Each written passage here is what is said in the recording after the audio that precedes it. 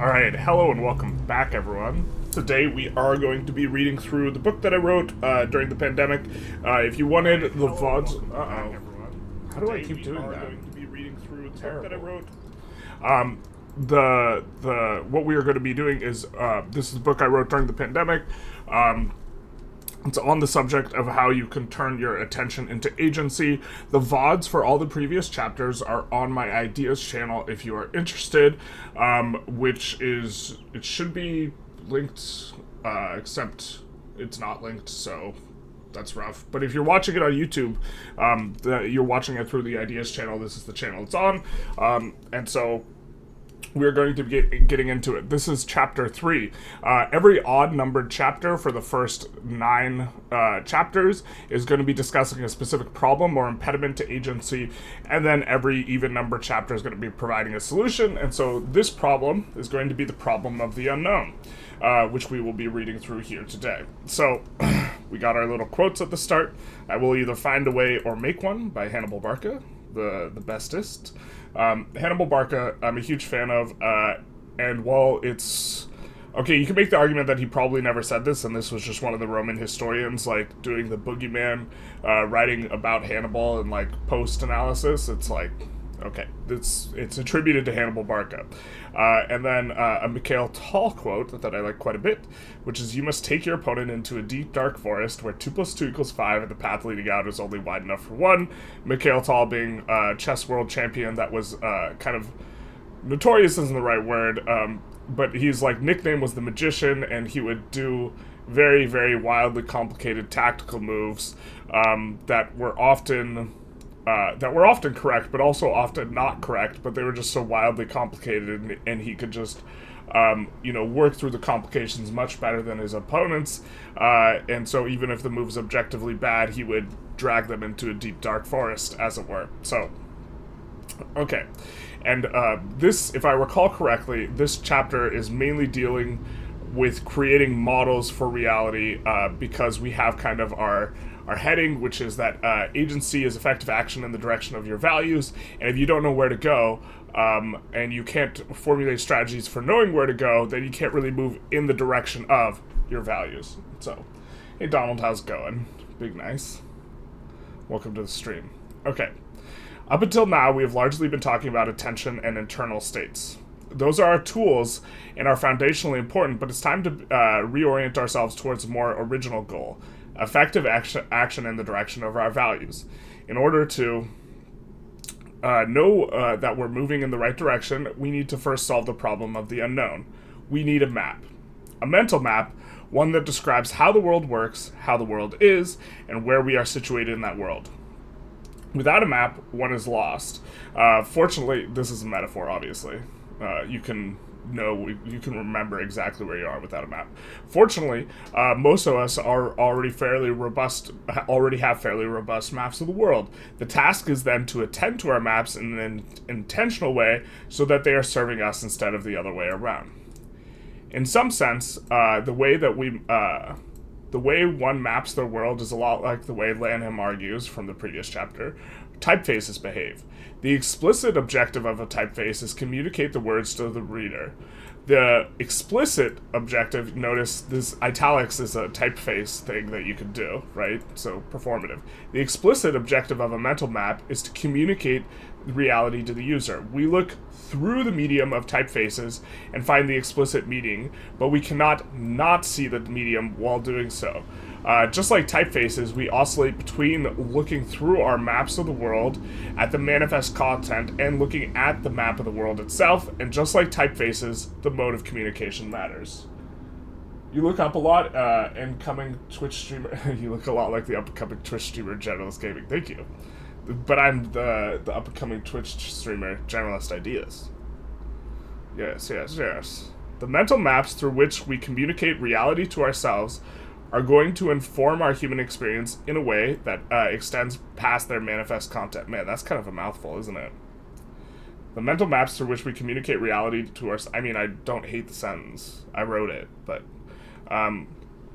They will determine the types of information that is made available to our attention, as well as the way that the information is presented. And this is like really the key thing for me, is that you know, you're always processing. You're either processing or simulating reality, depending on how you look at reality, and you're doing it through a lens. And we're probably going to go into this metaphor in like the next paragraph, because I stop and talk all the time, and then the next paragraph is exactly what I'm talking about. But there's no such thing as experiencing reality head on. You're always experiencing it through a particular lens, and once in a while you should take off the glasses and take a look at what the lenses are. Like, I'm sure many of you, or of course there's like 2 of you in chat, have heard the metaphor, you know, you're looking at something through rose-colored glasses, right? Which is to say that your perception of reality is warped because everything's too rosy and this type of thing. Similarly, you can look at reality through gloomy colored lenses, right? You can look at glasses through idyllic colored lenses, and just like all these sorts of things. And the lenses through which you look at, you should be aware at how you might be filtering reality, if that's good or bad, if it's not only just accurate or inaccurate, but if it's also good for you and bad for you, which is kind of a separate thing. If you experienced like Don Quixote, the guy who tilted, the guy who, like the story of the guy who was not a knight, but he believed himself a knight, and he jousted with giants, but they weren't really giants, they were windmills. He's processing reality through him being an adventurer and this sort of thing. And while, you know, it might not comport with reality, it certainly might be a more entertaining reality. Okay, back to the problem of the unknown. While it might be beautiful at times, chaos is an intolerable climate for cultivating agency. First, without a map, one cannot orient oneself in what direction they should go, or be able to confirm that they are the direction they're going at is even working. Did I not? All right. Even with all the motivation, mental strength, and determination in the world, effective action requires that one has a coherent picture of what's going on. Second, moving into the unknown generally causes discomfort and can distort the way in which we think about things, causing us to fixate on negative consequences. If we want to be able to move in new areas we've never been before, then managing the discomfort becomes something that must be done. I have no idea what any of this means, but it sounds interesting. Oh, man. Thank you. I know that that's a compliment, but I'm also hoping I try and make myself understood. Damn it. Okay, thank you. Coherence is relational. Often, the word is used in the negative to refer to something as being incoherent. Something is coherent when it connects... Here, let's italicize this. Emphasize may be good. Something is coherent when it connects to other things in a logical way, and when it relates to other things, and when the way in which it relates to other things is consistent. What we need is a mental model that makes the world coherent, specifically in a way that provides linkage between our understanding of reality and our capacity for action. This is important to emphasize, is if your map of reality is such that you can't affect anything or change anything, this might be true in some instances, but that's an attitude that is not conducive towards creating effective action. And so even if it's true, right, it's not necessarily a useful thing. That's a little bit more complicated to unpack, though. Let's not unpack that here. A map that cuts us off from action is of little use, especially if the legitimacy of maps isn't objective. So this is something I'm trying to... I don't think that you can map reality in a way that is unfiltered. And maybe I should say this here, but your perception of reality is always going to be skewed in some sort of way. Like, we don't experience like perfect reality. And if you study the science and philosophy on perception itself, the way you'll learn that the way our brain is largely actually just simulating reality, and that the data that we receive is just like wildly incoherent, and our brain makes it make sense. Like, a picture of abstract art is like more or less what our eyes actually receive, but then our brains just like take that data and turn it into something that is legible for like the human mind. Alfred Korzybski, in writing The Map is Not the Territory, he's the guy who coined the phrase, was right to point out that our mental maps are never perfect, but that they don't need to be. Whatever map you may, or whatever map or map app you may have to navigate in the physical world may not describe every curve, pothole, or accident on the road, but it's enough to get you from A to B. Further, everything on the map is relational to other information. It's coherent. Which is to say, if I know that Jefferson Street is past my turn on Walnut Drive, and I see Jefferson Street, then I know I need to turn around, even though I may not know exactly where Walnut Drive is. The coherence of streets are what lets me make good decisions, even if some of the information is missing. Here. Do I want to put here that I'm no longer talking about the metaphor? Maybe. The target of direction of our values is large enough that our aim need not be perfect. We just need maps that are good enough to get us close, or give us heuristics when we are lost. When faced with the unknown, we don't need a perfect map. We need one that is reliable enough for action, and if that map can't provide what we need to be flexible and dynamic enough to find one that can. So this is about thinking about how we perceive reality, is this entire chapter, and that's... Is this really unintelligible?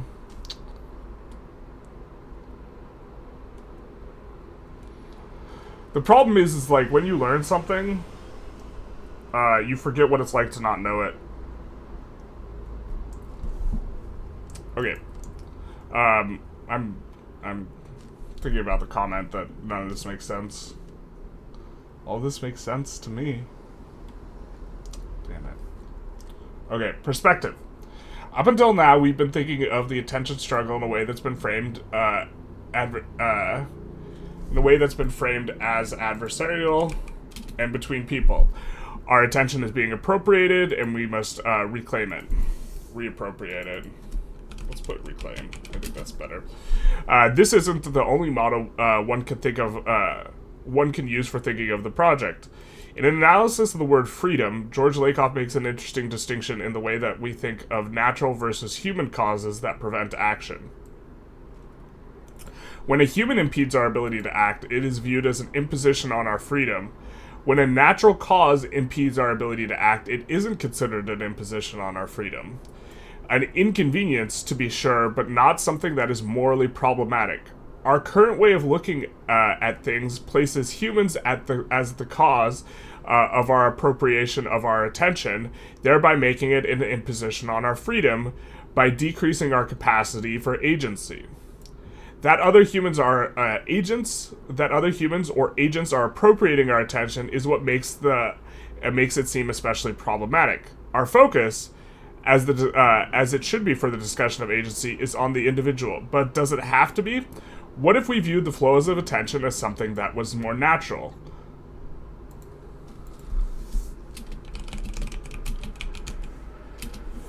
Remember that it might not make sense to someone who dropped halfway into the book. That's also true.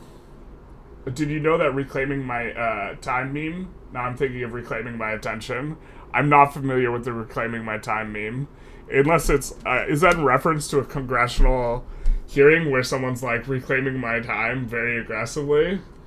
But like, I mean, I think attention is a resource, and we talked about this in previous chapters, thinking of attention as like a form of currency, which is that it is like, it's the currency with which you buy agency, and a lot of things, a lot of modern media is just designed to extract it as much as possible, because that's how they get advertisement revenue. But it's with your attention that you are able to, purchase your own ability to act. So reclaiming your attention is apt. The Congress lady, yeah. I don't know to which one it refers, but when someone says reclaiming my time, that's the only like thing I think of is in Congress when they ask to reclaim their time, which is like congressional speak for like STFU, you know. What if we focused on the nature of things capturing the attention, as Lanham seems to? The units of cultural information we'll call ideas. What if the paradigm was that ideas spread rather than attention being appropriated or invested? So now we're just turning the entire paradigm on its head. We're looking for a different model or metaphor just to illustrate the idea of having multiple models or metaphors. What makes ideas spread? Good ideas, right? What makes ideas spread?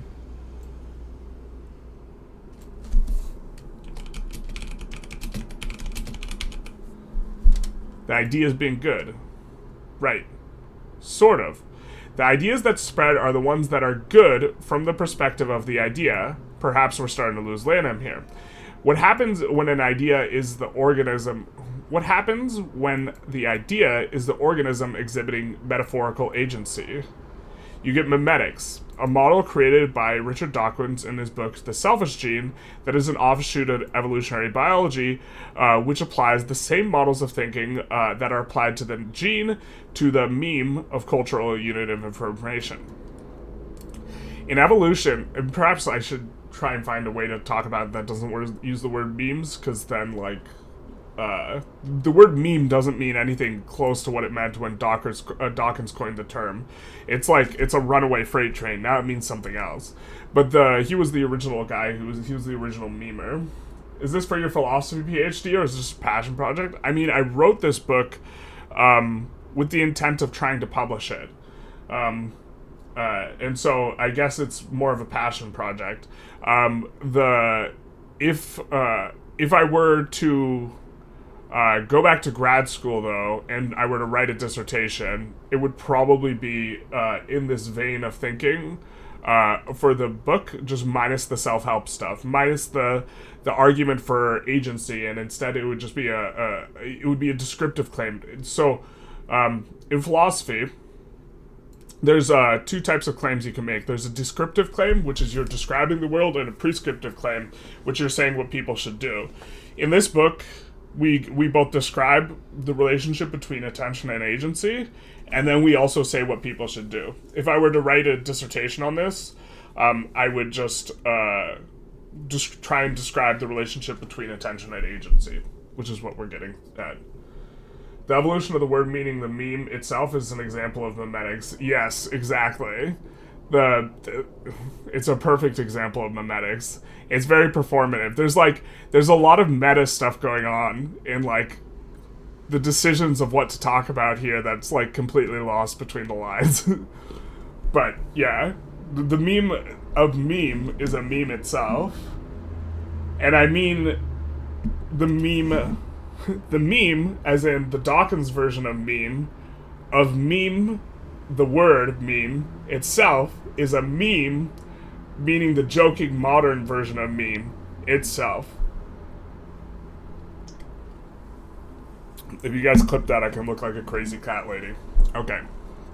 In evolution, the area of focus is the gene. A gene will be passed on but not by virtue of its being good for society, or even the individual who has the gene. Instead, the gene is passed on purely by its ability to replicate. The logic is that the principles of evolution apply to any replicator, not just genes. With memetics, what's made is a world of survival of the fittest idea, where fitness is measured purely on the ability to spread, not on some sort of meritocratic from the human perspective sense. Admittedly, the word meme has become a bit of a meme in both both in the more technical sense here as well as the pop cultural sense. There we go.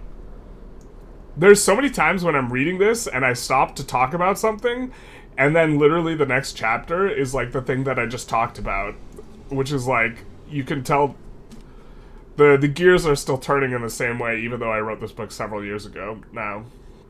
When you shift your perspective to that of a meme, you get a global ecology of ideas where the humans that populate the Earth are merely hosts for ideas. This is what we are. We're flesh bags that transport ideas. A good meme proliferates. Should I put that in there?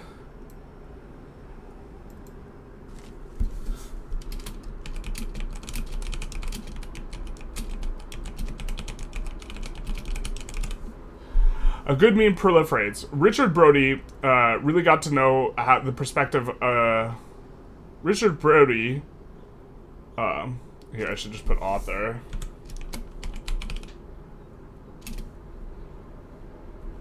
Really got to know the perspective. Really got how the perspective relates to humanity when he captured the proper metaphor for memes. Virus. An effective meme infects the minds of as many humans as possible. What does that mean? What type of ideas are effective? Amongst other things, the ones that are sensationalistic, easy to understand, and relate to sex, violence, and danger. Hence Brody's mimetically informed performative characterization of the meme as a virus. It relates to a sense of danger. Consider how often news reports on things related to sex, danger, or sensationalism rather than things that make the viewer more informed. Cable 24-hour news networks seem to oscillate between peddling fear and outrage, but how often do they tell you something that is useful and will inform your action in some way? Do they ever point out the health benefits of drinking water and encourage you to do so? There's reason they don't. Fear and outrage get better ratings and get more attention.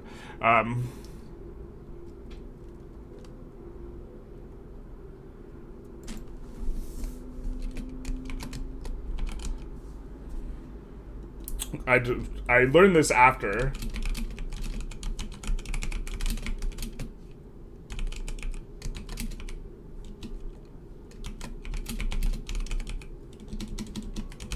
If it bleeds, it leads, which means it's on the top of the... It's going to be at the top of the news. Engagement and spread are the names of the game. Utility to the host is only of secondary... are the name of the game for ideas. Utility to the host is only of secondary importance. An afterthought. In a move that somewhat resembles fluff supplanting stuff, this model elevates the meme of the individual and pushes humanity into the background. So the meme being the idea.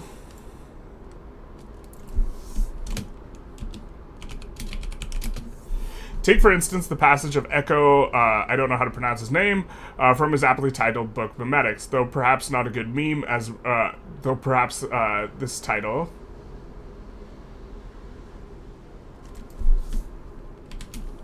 This title is not as good a meme as the title of Richard Brody's Virus of the Mind. Virus of the Mind is just slaps so much more than Memetics does as a title. Hey, Ronald, how's it going?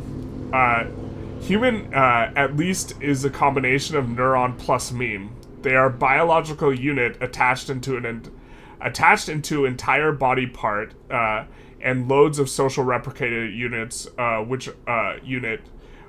are language, creativity, and capability. There's like so much wrong with this. Is that really singular in the quote? I mean, I assume I typed the quote out right. Okay, human at least is a combination of neuron plus meme. They are biological unit attached into entire body parts and loads of social replicator units, which are language, creativity, and capability. In other words, we are a meme machine. It means that free will, consciousness, creativity, prejudice are part of the memeplex. In the meantime, not meme time, the memeplex itself is considered an individual self. Hence, can we revolt against the memeplex? Is it possible to live knowing that consciousness itself doesn't exist? Or self is merely an illusion, and the true us never prevail? Science has proven that the self does not exist. Man, this is... I gotta go back and see if this is actually properly... This feels like a lot less intelligible.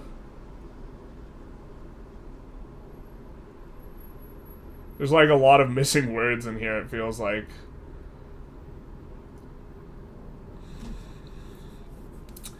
Human, at least, is a combination of neuron plus meme. They are biological unit attached into an entire body part, and loads of social replicator unit, which are language, creativity, and capability. In other words, we are a meme machine.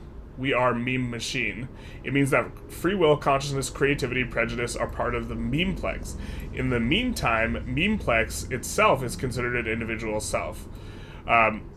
So we are a collection of memes. Hence, can we revolt against the memeplex? Not if we are the memeplex itself. So this would be, we would be eating ourselves. Is it possible to live knowing that consciousness itself doesn't exist, that we are just in fact a collection of memes, or self is merely illusion, and the true us never prevail?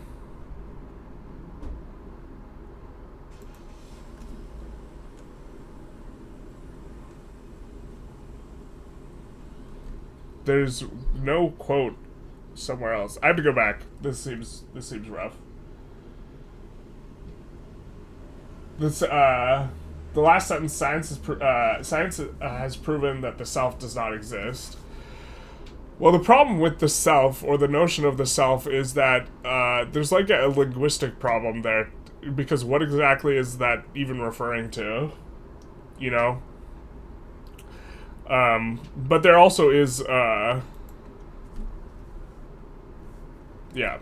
we'll need to go back. We will highlight this, with an understanding that we should take a closer look at it, if we ever try and publish this. Right now we're just kind of harvesting its organs for content. Several parts will, like, need to be rewritten, but... Under this model, despite some degree of anthropomorphization of memes are a force of nature. They put an imposition on our freedom by the appropriation of our attention, or perhaps I should say host selection, isn't taken personally when the appropriation is coming, isn't taken as personally as when the appropriation is coming from a person, as Lakoff earlier suggested.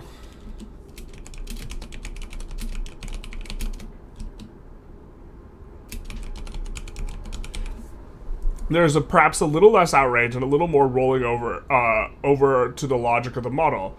Who are we to resist nature? There is no self to resist anyways, only manifestations of the memeplex. The main point by bringing this model up is largely juxtaposition. Both memetics and the appropriation model describe the same type of phenomena. It describes external demands on external determinants of what we attend to. This is important. They describe the same thing, and the arguments are fairly reasonable, yet they are so radically different, especially in their implications regarding our behavior. They are both maps that cover the same territory. The appropriation model gives us a call for resistance in the form of practice. Memetics tells us that resistance is futile, or more accurately, that resistance would not be our own, merely a manifestation of the memeplex, and the quality of resistance would depend on the quality of the resistance meme, quality being the capacity of the meme to infect the minds and thus spread. In the majority of cases, the best mental models are the ones that best describe the territory so that we might navigate it. What do we do when there are two models that describe the same phenomena? How do we choose? Should we choose? This is where stylization comes into play. We could choose how we want to represent reality to ourselves. We can choose our map. If we want to operate from the perspective of appropriated attention, we have greater opportunity for both resistance and agency. If we operate from the perspective of the meme, then the meme, or the memeplex, is seen as the one with agency. If our stylization is informed by an aesthetics of attention and agency, then it becomes clear that the perspective of appropriated attention should be the predominant one through which we express our ideas to express to ourselves the idea that external forces influence our attention. The model of memetics still has some usefulness, though. Are both ideas mutually exclusive? No, they're not. I think a lot of people, the way they perceive reality is what in philosophy you would call as an objectivist notion, that there is one correct way to describe reality, and not only is it correct, it's correct in an absolute way. And that's why there's only one correct way to describe reality. This is not my perspective, and this is certainly beyond the purview of the book, but I think that there are multiple ways of describing reality.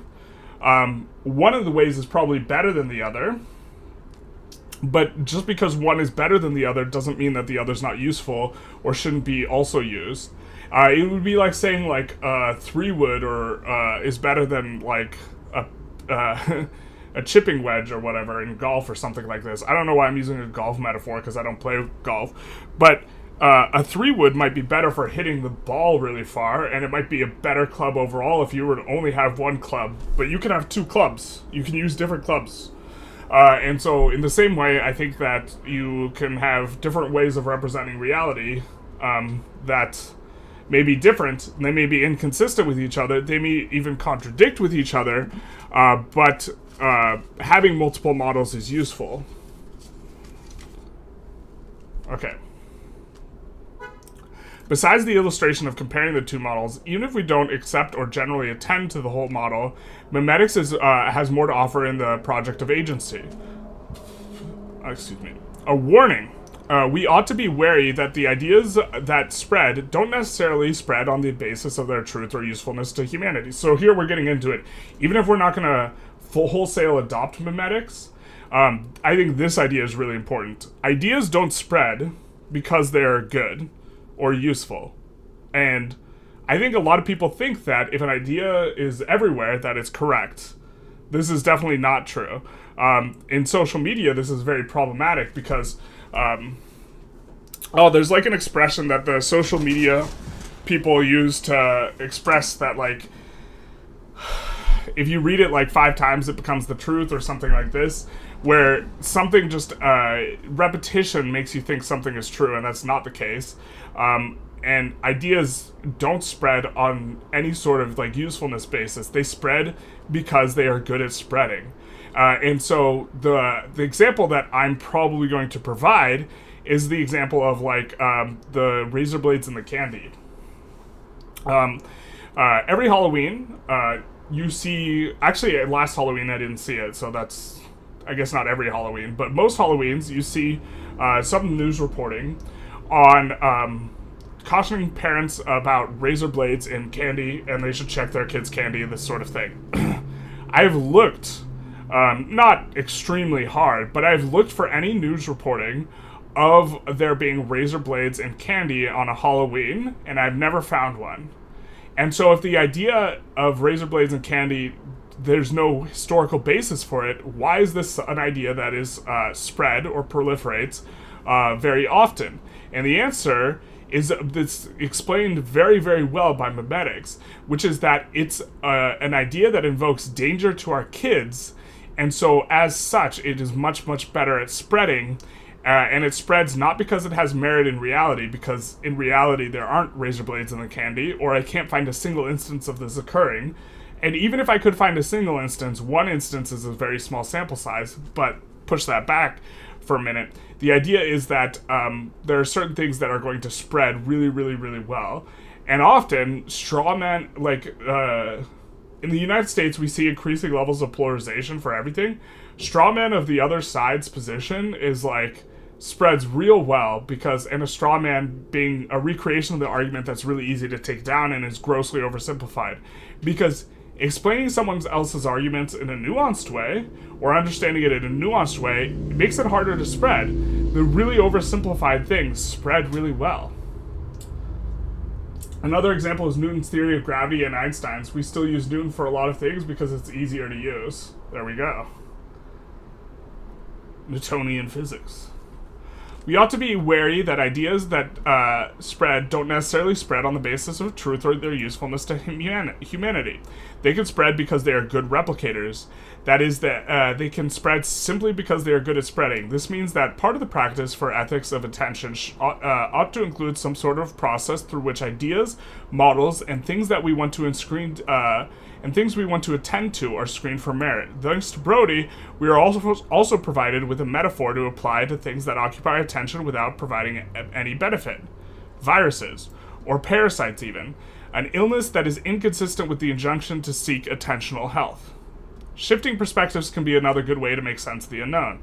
Often, rotating an object or seeing it from afar up close can shift the impression it makes on us. Further, by looking at the world through multiple perspectives, we increase our ability to interpret it in a way that is resourceful instead of simply resigning to the way things are. Okay. Economics and agency. I really should get up over here some chat overlay, to be honest, for this. When we do this, we'll put a pin in doing that for this week as part of our like offline project where we can get chat here for you guys. Try and get a unified chat for looking at the books. Making decisions in the face of the unknown can be difficult. Economics can help us with both. Economics is the study of how humans make how humans make decisions, or ought to, given its assumptions. Just like any other model, it helps you to predict reality, but it sometimes makes mistakes. These mistakes occur largely because reality doesn't always conform with the assumptions of economics. In fact, it never does in a pure way. But the economist needs to make these assumptions in order to have a foundation upon which they can make an increasingly concept model of prediction. The basic assumptions are resources, like attention, are finite.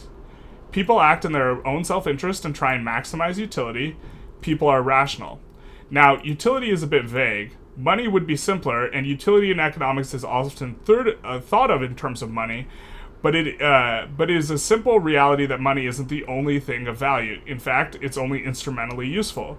Think of utility as points, which economists like to call utils. So if I like pizza, but I really like tacos, getting pizza might be worth 4 utils, and getting tacos might be worth 7. The basic economic model predicts, all other things equal, like price, I will get the tacos. The important thing is that utility has preferences built into them. The value of pizza tacos in utils will differ from person to person because they will have different preferences. Eating a beef taco would have a negative utility to a vegan. The frame through which this book operates would consider utility to largely be action in the direction of one's values. So we're going to get into the economics a little bit. Dawkins fanboy, says Donald Peterson. We do like ourselves some Dawkins around here. The ends justify the memes. Oh no. I might actually find a way to squeeze that in to this book. I during my I squeezed that into so many philosophy papers. The ends justify the memes. When I was at university, which is probably stupid of me to do in retrospect, but whatever. There are 2 economic ideas that are especially interesting to the general practice of agency: expected value and game theory. The idea of EV is useful for calculating the utility of an action when you don't know what the consequence will be, but you have a rough idea. You know the odds. What you do is you take the results possible and you multiply by the probability the probability of them happening by the utility you receive for the result, and you added them all up. For example, let's say you're flipping a coin and get $20 for heads and you lose $10 for tails. You'd have something like this: 50% times 20 plus 50% times minus 10 is greater than 10. Oh, then I just simplified. 10 plus negative 5 equals 5, right? So this is supposed to be an arrow. So the utility or the expected value is $5 for this coin flip. So every time you flip coins with those odds, you would expect to win an average of $5. EV is a particularly good model for understanding the nature of cognitive biases, some of which we'll discuss later, and for evaluating high-risk, high-reward situations. For example, if you're given the opportunity to pay $1 for a 1 in 100 chance to win $101, you should generally take that bet, even though you have a 99% chance of losing money, because it's still positive EV. Which is to say that you're going to get value. The EV of that bet is 1 cent, making sure to account for when you win 101, you still have the upfront cost of making the bet and making it a win of only $100 in that event. The reason why you shouldn't always take the bet is that sometimes your first dollar has more subjective utility than the $101 you'd expect to win. If this seems suspect, consider replacing the 1 with the same odds with much higher stakes. Everything you own with the expectation of losing it 99% of the time and getting a return of 101 times your investment 1% of the time. This is why insurance can be a useful exchange for both parties. The EV is negative from a dollar perspective to the consumer. Maybe I should rewrite this entire thing. This is starting to get I think this is heady to the average reader maybe. The EV is negative from a dollar perspective to the consumer, which allows the insurer to make more money than they will pay out a few dollars, which allows the insurer to make more money as they will pay out fewer dollars than they take in. The utility for the consumer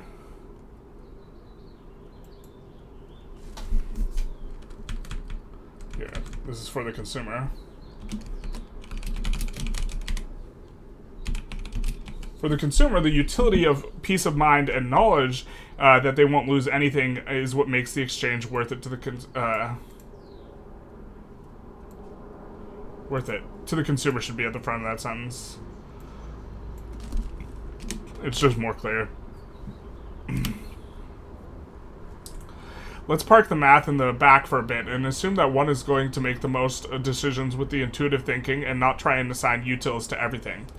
What happens if one thinks of their decisions in terms of intuitively estimated EV, and what is needed to think that way?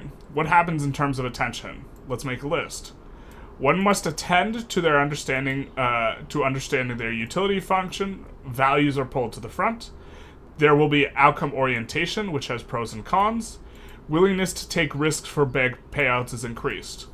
Feel free to add to this list in your own consideration. What's interesting about each of these is that they are particularly useful when facing the unknown. Clarifying values reorients one's attention towards their values and away from whatever might be a knee-jerk stimulus to attend to. Outcome orientation. Do I have 2 spaces after every? No, okay, I don't. That's like a convention that I don't like. The 2 spaces after every period. Outcome orientation makes you think of effects, but can hurt your performance. You get more clarity at the expense of performance.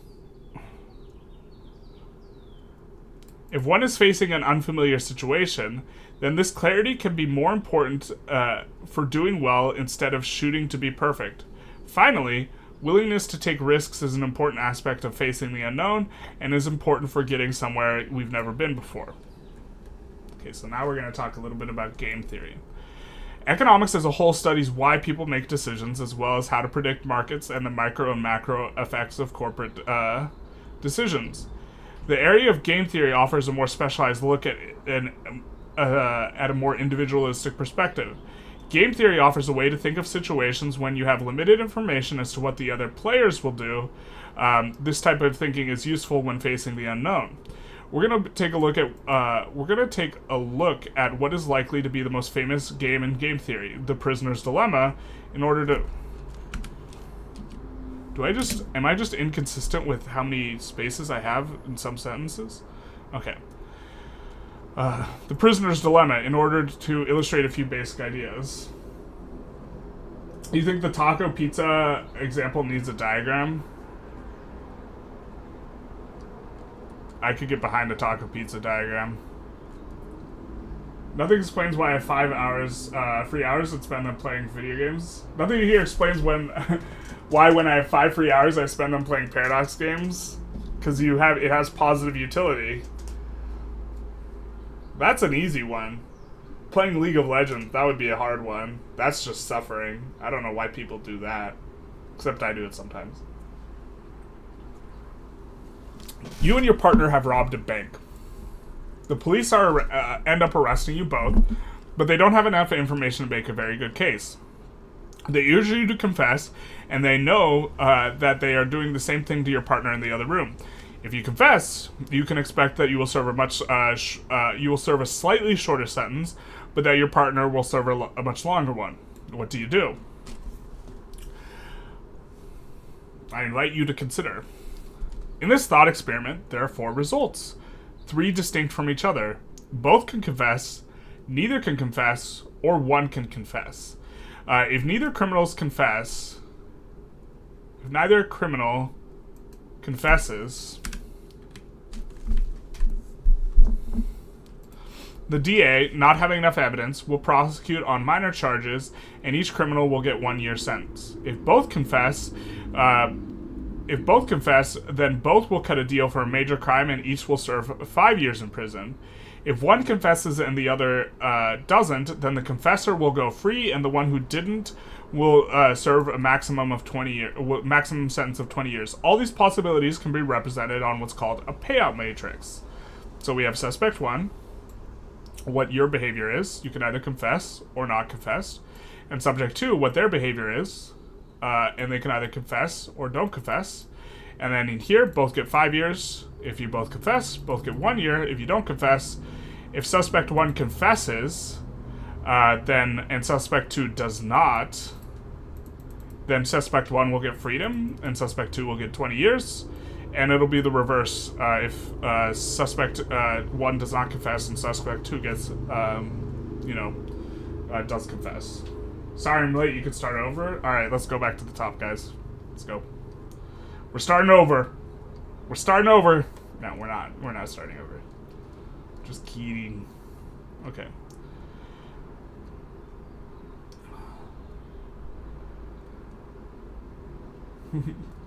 Donald Peterson says to reinforce one's superiority complex. So there's a Nietzsche quote that I think about a lot when I think about why Paradox games are enjoyable, and that is, joy is the feeling of your power increasing. And I think that the utility is the joy of experiencing the line go up. And it's a very, very simple thing. Like, you get happier when you blob more, you get happier when your income increases, and that this is why people like Paradox games. It's the joy of the feeling of your power increasing. In each cell, there are 2 results. The one on the left is the consequence for suspect 1, and the one on the right is the consequence for suspect 2. The strategy of both, keeping their mouths shut and serving only 1 year, should immediately pop out as being the one that involves the fewest combined years for the 2 criminals.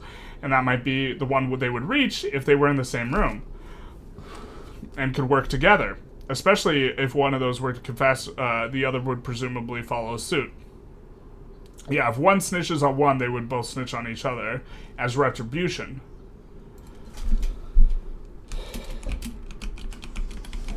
But they aren't, so the behavior is unknown, and the 2 don't have a way of colluding. So what will happen? Assuming that they won't cross paths again or seek retribution, if the criminals are smart, they won't keep their mouths shut. The reason for this is that confessing is what's called a dominant strategy. No matter what suspect 2 does, if suspect 1 confesses, they will always personally get a shorter sentence than they would if they had kept their mouth shut. If suspect 2 also confesses, suspect 1 will get a 5-year sentence instead of 20. And if suspect 2 doesn't confess, they will walk free. Suspect 1 will walk free instead of serving 1 year. If the criminals are smart, they'll both follow this logic, and each will confess, and both will serve 5 years. So the equilibrium of this game is each serving 5 years. And why this is so important as in the context of game theory is both of these guys are serving 5 years, and even though there's an option where they both serve 1 year. And so it's a bit of an interesting game where the equilibrium is one that is worse for both players, but you could still expect that to be reached. Mainly, video games provide an artificial feeling of accomplishment. Yep. You just lost 5 games of LoL, and I joined stream to hear that playing LoL is painful. Nice, yeah. We get real around here. League is for people who like to suffer. Are you a Dawkins atheist? I don't know exactly what that means. I would describe myself as an atheist if I was in the context of talking to someone who is familiar with Dawkins and would perhaps ask that question. I would describe myself as agnostic, which I think is more precise. I think there's insufficient evidence for the existence of God. So the problem is that when people say atheist, they mean different things. And there's like a hard atheism and soft atheism. Like the hard atheism is that it is false that at least one deity exists. This is the assertion that a hard atheist makes, and that's not the assertion I would make. I would make the assertion that, or not make the assertion, I would say that there's insufficient for the existence of a deity, and because there's insufficient evidence for the existence of a deity, and because there's insufficient evidence for the existence of a deity, I don't believe in one. And if there were sufficient evidence, I would. But I don't think the evidence is forthcoming. But I also I think I would differ a lot from Dawkins in the sense that I think that a lot of atheists are... I'm more of a secularist than Dawkins is. By atheist, most means stop bothering me. Yeah. Saying you're agnostic can be seen as an invitation to be convinced. And that's also not what you want to do. But also, the way most people understand atheism, the agnostic people are really atheists, which is to say they don't think any sort of evidence for the existence of God is forthcoming. And someone who's says they're agnostic thinks that there's evidence, but they don't know which one is the real one. That's usually what people mean when they say agnostic. That's not what they mean in technical academic discourse. But the meaning of word is however people use it. So which word is correct is going to depend on the context. If I'm talking to people who are within the realm of academic philosophy, I would say I was agnostic. If I'm talking to normal people on the street, I would say I'm an atheist. Wait, isn't confessing just better in every possible way? For yourself, I mean? Yes, this is the idea. No matter what the other person does, you should confess. But it would be better for both if they just kept their mouth shut. And that's why this game is so interesting, because it shows that the solution isn't the one where the outcome is best for both parties. The solution to a game. The solution to this game is both people get 5 years. This is the equilibrium solution. The solution is not the one that yields the best outcome for both players.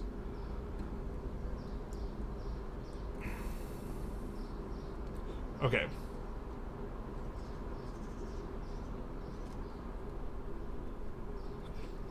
Where were we?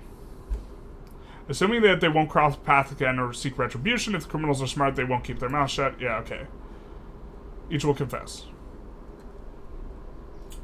My position is that there's no coherent definition of God to evaluate. That's certainly a position.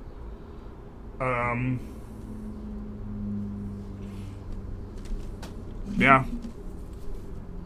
I mean, my position is roughly speaking that it's not worth thinking about one way or the other, which is definitely not what Dawkins thinks. Dawkins is what I would describe as a militant atheist, which is that he thinks that not only... Well, actually, maybe Dawkins wouldn't be an militant atheist, but he's certainly spoken publicly on atheism a whole ton, which is he thinks that other people should be convinced to become atheists too, and that the world would be better if everything were atheist instead of religious. And I don't hold that belief. I think it's neutral whether or not people believe, but that's starting to get into the weeds a little bit. I don't think that someone Dawkins thinks that someone is probably actually Dawkins is not a militant atheist. Someone like Christopher Hitchens would be a militant atheist. Which is that he thinks, well, he's even said it in his own words, religion poisons everything, and I just don't think that's the case. I think there are good people and there are bad people, and there are good people who are religious and there are bad people who are religious, and there are good people who are atheists and there are bad people who are atheists, and that religion, in my opinion, is not driving people to be bad. I thought, oh, now I understand. I thought if you confess and the other person doesn't, you get 20 years in prison. No, you get to go free. They get 20 years. It's always better for you to confess. The payoff matrix is a way to step back. So, the payoff matrix, what we just looked at,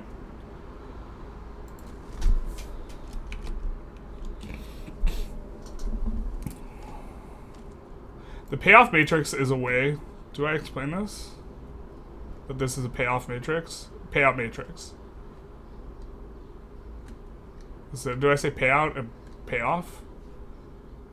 Let's make that consistent. I think both are technically correct. The payout matrix is a way to step back and analyze the possible results when one is facing the unknown. In the prisoner's dilemma, that which was unknown was the other criminal's strategy. By taking a closer look with a payoff matrix, payout, it was easy to determine that confessing was the strategy that dominated not confessing. And from that, we can infer that the likely result would be both criminals serving 5 years. Oh my god. The payout matrix is a tool for analyzing outcomes when facing the unknown. What it primarily gets us to do is avoid fixating on one outcome and force us to consider the other possibilities. Secondary tools for this exercise are going to be the ideas of expected values and utility. And so this is a mental exercise for this chapter. In game theory, games are typically set up as being between 2 or more players. We're going to take a little bit of a twist on that. We're going to set up the game as of us, this is us turning the model on its head, right? Which we talked about it earlier in the chapter. We're going to set up a game of us against reality, because reality can often be unknown, and it can be viewed as a similar way to a player whose strategy is unknown, although reality lacking motivation might not have a strategy in the same way as a human player. For the sake of simplicity, our matrices are going to be 2 by 2. That is, reality is going to have 2 possible states, and we as players are going to have 2 possible actions. This is an oversimplification, but this is sufficient to illustrate the concept. Most of the examples I will provide will be choosing between action and non-action rather than differing forms of action. This is because this is largely a tool for examining if something should be done, more so than on how to do it. For your practice, feel free to add possible states of reality as well as possible actions. There is no God is a lot weaker than there is non-God. There is no God is a lot weaker than there is a non-God. I think I would need more context. You like Zizek's approach more. It's a lot weaker. There's a non-God. That's too few words to like unpack it. Oh, now Dawkins feels like he has a moral obligation to spread information that he believes is true.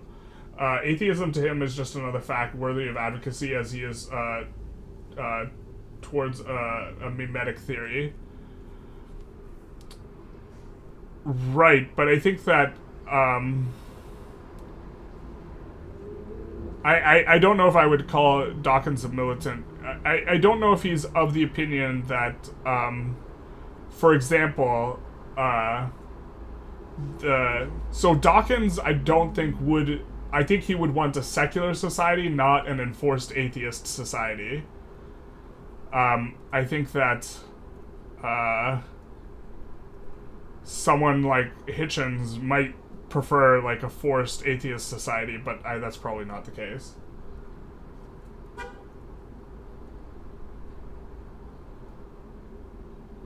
Dawkins doesn't see himself as a zealot. I know Dawkins doesn't see himself as a zealot, but the idea that Dawkins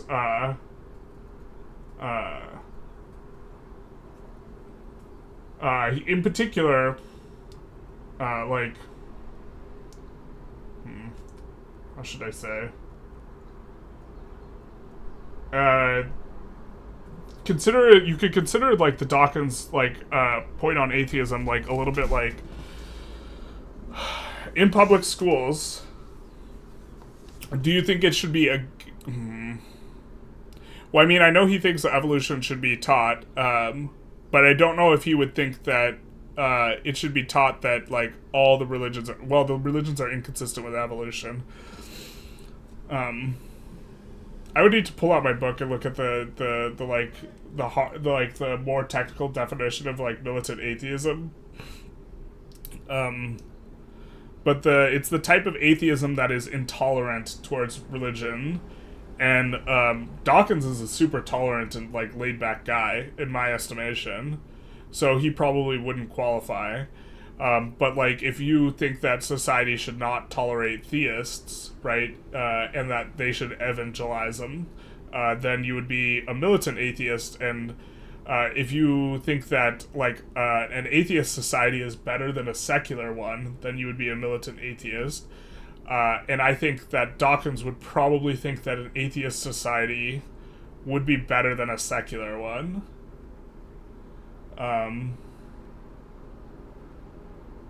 Although I think he'd probably have reservations on that. Feels like you want to keep the sublime ethics of religion, but at the same time not make any ontological commitments. Oh, that's too much. I would need to like read Zizek's thoughts.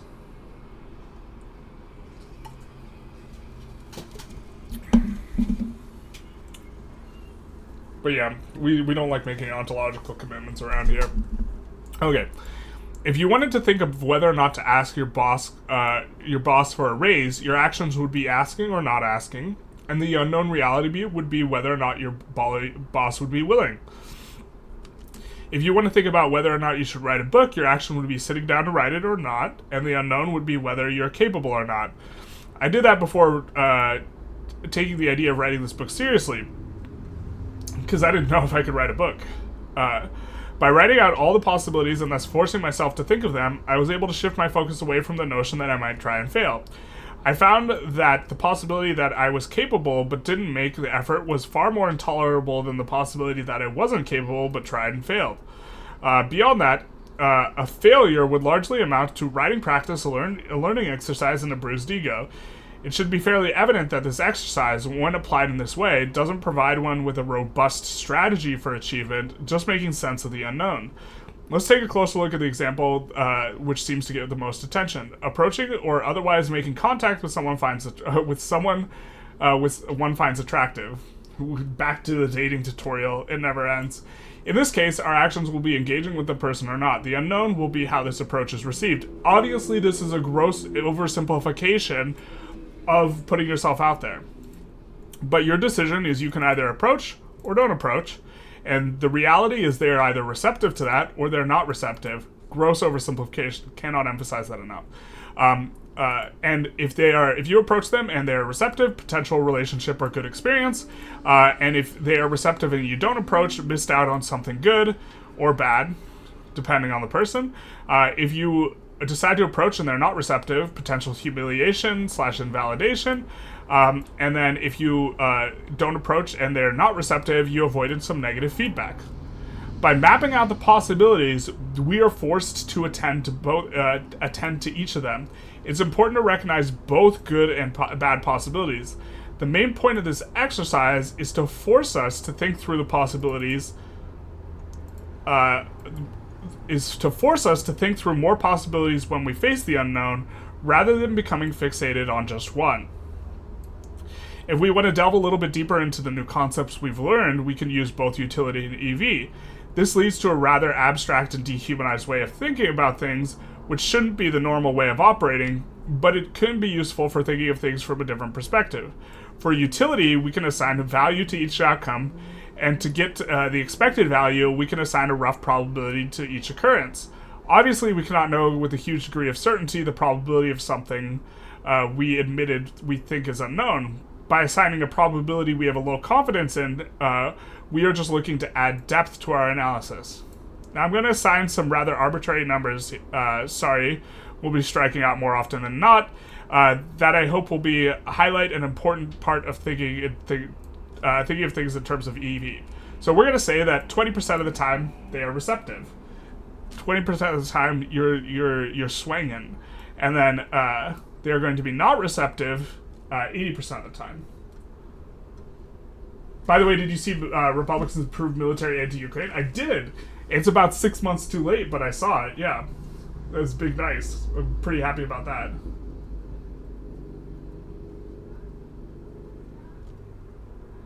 I see a secular society as mostly as a peace treaty between incompatible worldviews. I think the commitment to secularism is important, and is, yeah. So this is where I would diverge from maybe Dawkins. Is Stalin's USSR a secular atheist society in this case? I mean, the Stalin society had problems with it other than, like, whether or not religion was believed in my opinion.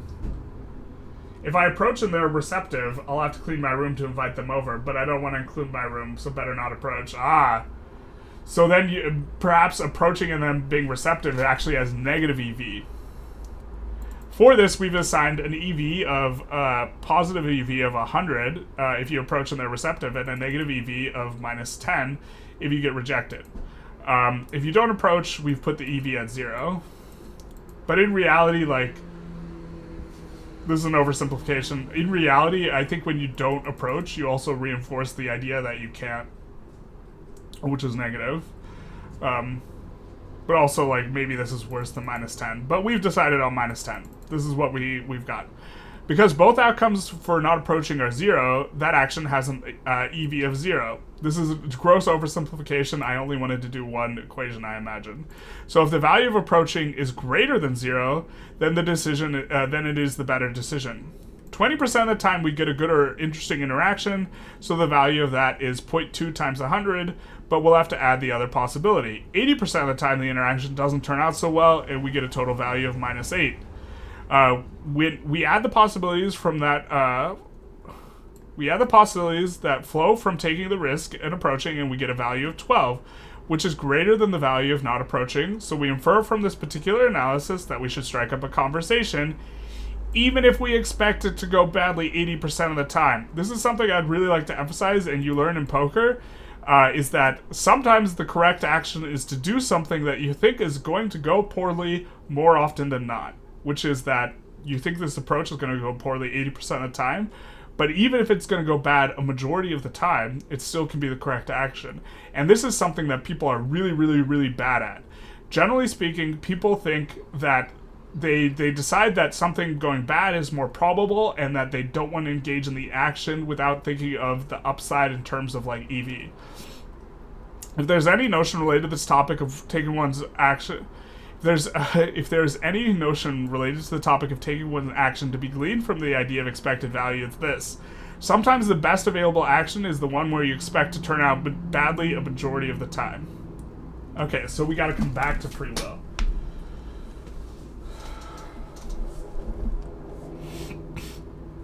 Since we left on Sam Harris's... Wait, did we cover...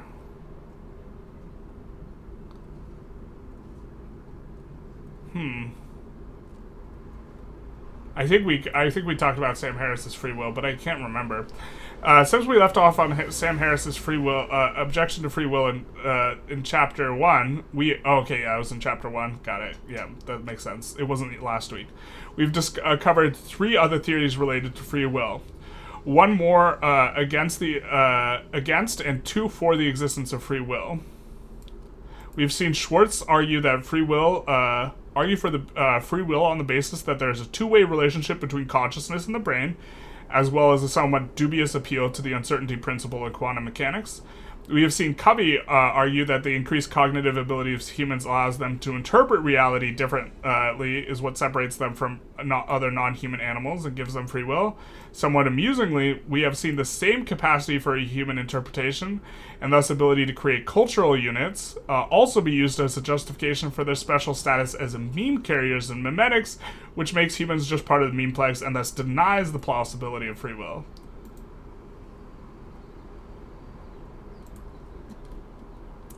The existence of free will is contentious. There's a corollary that if something went badly, it doesn't mean you made a mistake. Yes, as well. We'll actually put that in there.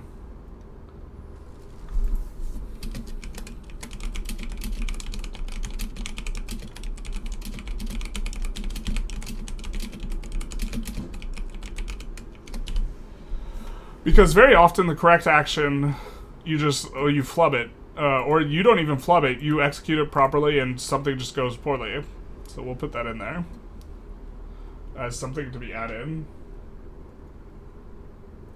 When I approach a girl, I talked about a lot. If when I approach a girl, I talk about lol, then I think 20% is high. Maybe you should. So here's the thing: is this is a gross oversimplification of approaching a girl and talking to them, right? The reason we chose approaching a girl and talking to them, or approaching someone you're interested in, is because it's good memes. Not because it's actually the best example. Because this, as an idea, spreads better with this, but it's like extremely complicated. If you approach a girl, and you talk about League of Legends, and you get this -10 result, this -10 result's probably not actually the real result. The real result is probably plus EV, because the 20% of the time they are not receptive, or the 80% or 90% plus time that they're not receptive, you are getting valuable feedback that you should not talk about League of Legends. It's plus EV. Yeah, you learn from your mistakes. I'm kidding, you can talk about League of Legends if you want, but also, like, you acquire skill. When things go badly and you reflect on them, you can acquire skill, but sometimes that's availability heuristic for you, and that's actually a cognitive bias. Sometimes you did everything right, but you just make, like, things go badly anyways, and that's just reality. That's how it works. What Vic3 nation should get a rework after Britain and Russia? Out of left field comes Base Dilias. What nation should get a rework after Britain and Russia? Well, I don't think they're getting reworks. They're getting additional content. Is the question what nation should get additional content? Well, we've already gotten France. We got the South America patch. We're getting the UK and Russia. I suppose if you look at it from the perspective of GPs, and USA already has some of the most content in the game, then the Germany in general needs more.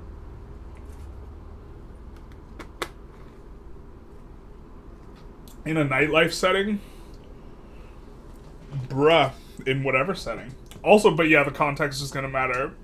I cannot emphasize enough that the whole idea of this is it forces you to consider every possibility and also think about the value of each possibility.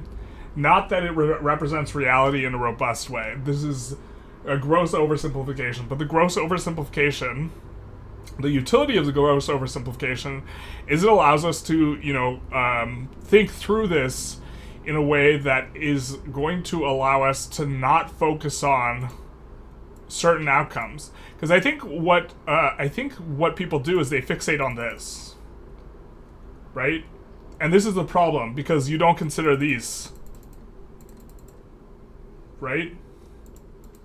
If you fixate on this, that you approach someone and they're not receptive, you're not considering these other three possibilities.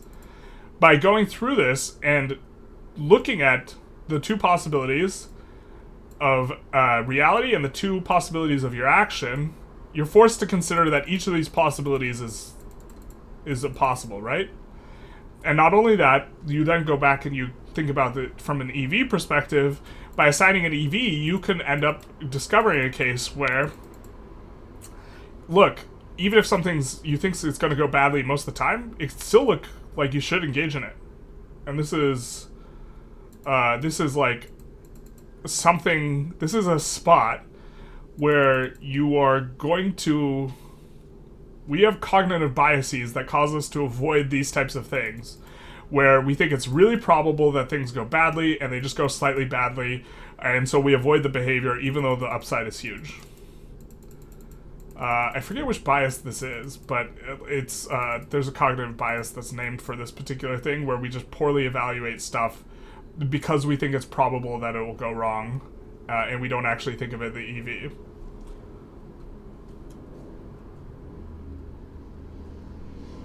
It's plus EV because you filtered out an unsuitable girl who's not into League of Legends. Yeah, Richard with the real talk. This is also a way you could look at it. All right, back to the book. The existence of free will is contentious. There is a rich discussion on both sides of the matter. The questions and arguments regarding free will's existence are numerous, philosophical, and complex. More importantly, they are somewhat tangential to what we're doing here. Our focus is on agency and action, and how we should represent reality to ourselves, what maps we should use. So, I think this should be a colon. So, we're going to ask a few questions that depart a bit from, does free will exist?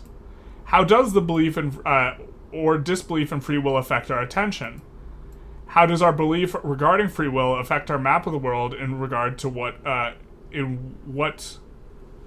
we regard as possible and what we consider ourselves capable of? Which of believing or not believing in free will has more utility? Let's take a look at the using the payoff matrix, starting with if we are to choose to believe that free will does not exist. Okay. Harris makes an interesting argument for the utility of disbelief in free will. He argues that, let's take a look using payoff matrix exercise, starting with if we are to choose to believe that free will does not exist. Okay, so we're going to take a look at Sam Harris here. Harris makes an interesting argument for the utility of the disbelief in free will. He argues that since individuals don't have any real control of our actions, since the cause of all our actions is genetic or environmental, that the degree to which one misbehaves by the standards of society is really just a case of bad luck. If individuals who commit crimes are simply unlucky, then punishment is cruel. The only types of punishment... Actually... Do we want to talk about Lakoff here? We could talk about Lakoff here as well. Lakoff's model on how we view things as an imposition on our freedom if they are personal or they have to do with a person, but not if they are by nature. I think that's too big a tangent. Let's never mind. If individuals who commit crimes are simply unlucky, then punitive punishment is cruel. The only types of punishment for conduct that are of use are those that act as a deterrent for crime. By not believing in free will, we are able to occupy the position of thinking of criminals as being largely not responsible for their behavior. Because of that, we can formulate a more kind system of punishment where punishment is only a deterrent. Covey speaks out directly against determinism in that it paints a bad map. While we have to acknowledge the tremendous power of conditioning our lives, to say that we are determined by it, that we have no control over that influence, creates quite a different map. If free will does exist, but we choose not to believe in it because of the map we attend to, then the cost is tremendous. To believe that one is not responsible for their actions or their place in the world is to occupy a position of helplessness. So we're invoking Covey to talk about this. A common cognitive bias is the belief that because you know about a cognitive bias, you're immune to it. This is also true. You can also overcorrect as well. This is the rub. If you know about a cognitive bias and you overcorrect for it, then suddenly, yeah. Yep. If Schwartz and Covey are correct, then belief in free will is of central importance. It is through belief that one is able to take responsibility for their own attention, thereby giving them control over how they will interpret their life.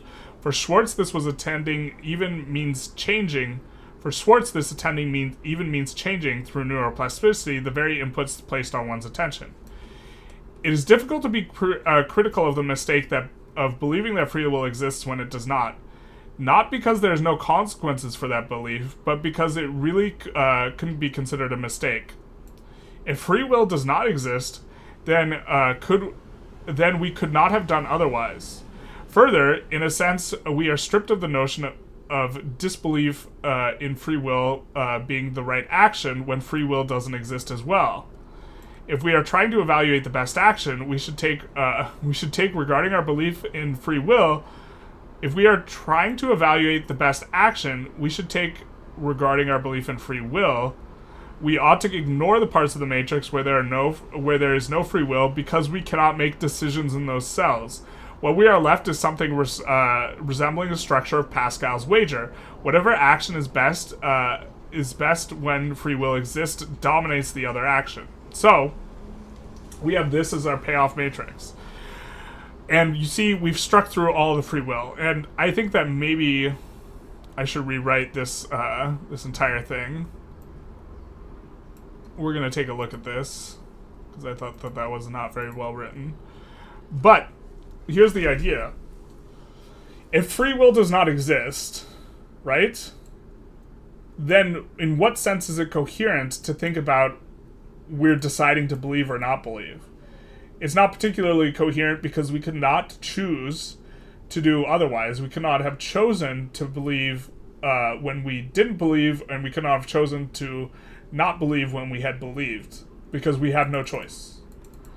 So, we can actually invalidate what happens in the no free will matrices. Now, what happens, what we kind of took a look at in our oversimplified thing is, if we believe when there is in fact a no free will, then we will have inhumane attitudes towards punishment, for example. If we don't believe when there isn't free will, we will have the ability to recognize that one is not responsible for their misdeeds, but also, like, if we disbelieve and there's no free will, we're also correctly identifying reality. But since we've invalidated this, because it's incoherent to think of our action, right? It's incoherent to think of our action when we don't actually have an action, then we just are only thinking of it from these matrices, right? Which is that when free will exists and we choose to believe, we have more agency and the ability to have structured our practice towards our values. And when free will exists and we choose not to believe, we experience learned helplessness. And so what this ends up like, or what the conclusion that we can come from this is that we should believe that free will exists, not out of some sort of attitude towards it, like actual existence, but because,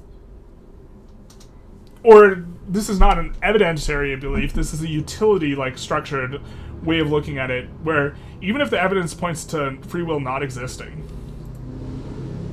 then if free will doesn't exist, you can't make a choice. Because of that, you should make the choice that is good when free will exists.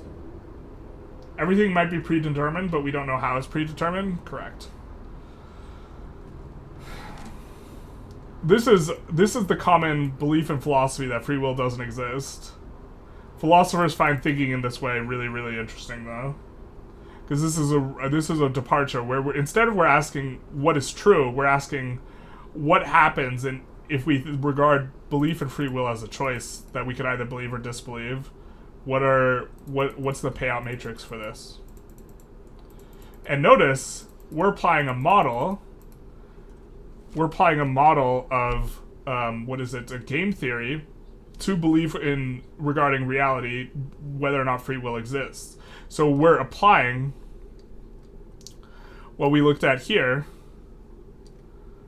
in terms of the payout matrix. Or payoff. Interesting point of view. Yeah. Why not be responsible for one's actions even if there's no free will? So, because, well, I think you should. I think you should just do this, because if you could not have done otherwise if there's no free will. I think that you shouldn't even evaluate from a practical perspective what happens when there's no free will, what you should choose to do. Like, spending a ton of time on this analysis is not useful when you're thinking of utility. Now, if you're thinking from a theoretical perspective, we can unpack quite a bit regarding free will, and there's a lot to say on this topic, but we don't need to say it.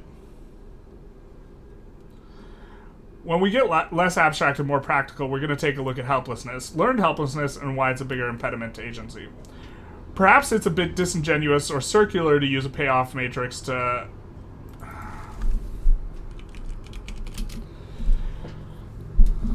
I forget if it's actually payoff. It might be payoff. We would have to figure that out later. To examine free will. The exercise itself assumes that one has the capacity for decision. It certainly brings the notion of deciding to the forefront of one's attention. But this could also be disingenuous. But that this could be disingenuous is also part of the point. Perspectives inform the way we experience reality as well as what seems reasonable or not. Using the perspective of game theory to make disbelief... using the perspective of game theory makes the belief in free will seem absurd.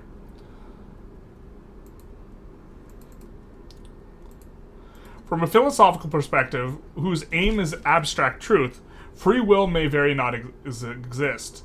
The discussion of the matter is interesting, but if our orientation of focus is effective action towards our values, let's put this in quotes, is the discussion one we want to spend an abundance of energy attending to? No. If our aim is agency, then any position other than a belief in free will is going to require serious justification. If we decide to believe in free will, we are still free to take Harris's comments on moral culpability and punishment seriously. Even with free will, genetic and environmental factors still have an enormous impact on behavior, and the general structure of Harris's logic still follows. I think the big problem with Harris's argument is his notion of causality is wrong. I don't think I discussed it in the book, though. Especially if we think, if we are to place a lot of weight on the model of free will that we are creating here, that it flows from one's ability to attend to things that enter their attention in a particular way, or to continue to attend to them. If attending is a source of our free will, then it follows that the pervasive impositions and appropriations of attention are taking free will from us.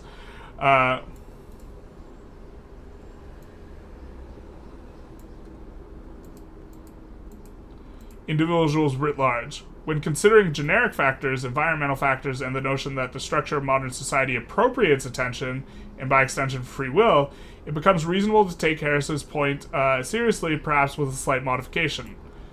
Individuals who do not take responsibility for their attention and the way that they interpret the world are largely victims of circumstance in their outcomes. Whether they commit crimes or contribute to society, it should not be regarded as evil and punished as such, beyond the degree to which punishment acts as a deterrent. Okay. It's a little bit heady of a section. We might have to...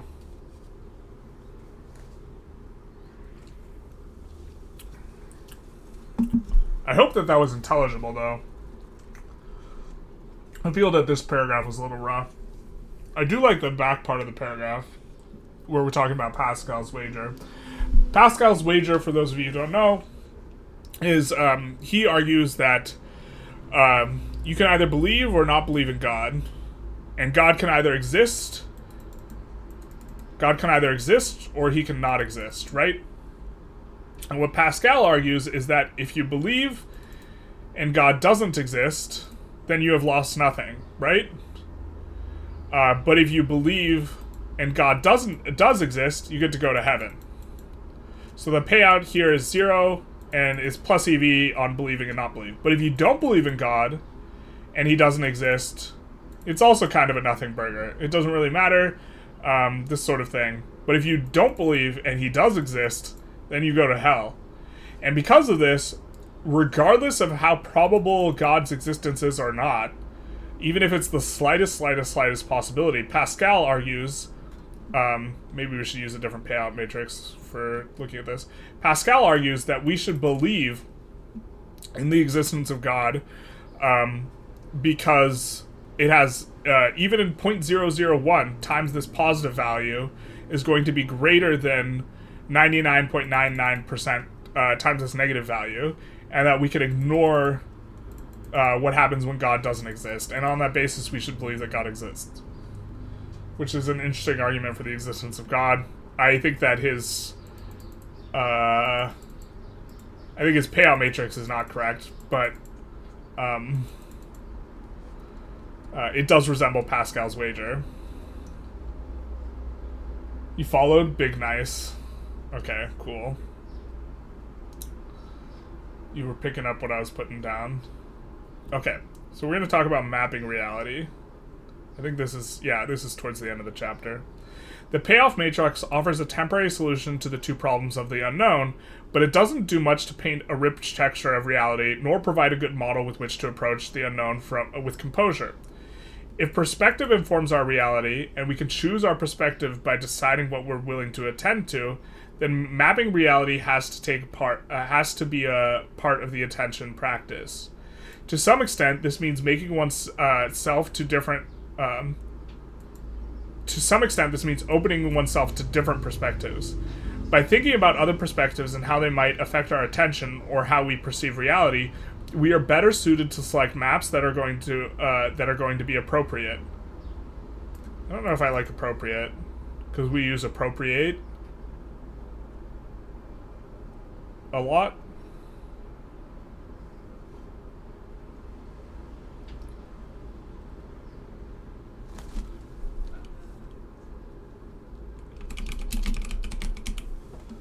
More perspectives gives us more data point for comparisons. As we'll find out next chapter, asking questions is a good means for making progress towards mapping reality. Here are some questions that might be relevant for examining one's mental models. What ways can I represent the same thing? Perspective. What's important in this model? Perspective. Take mimetic's example, where the... Oh. Am I supposed to... I think this perspective means I'm supposed to add here.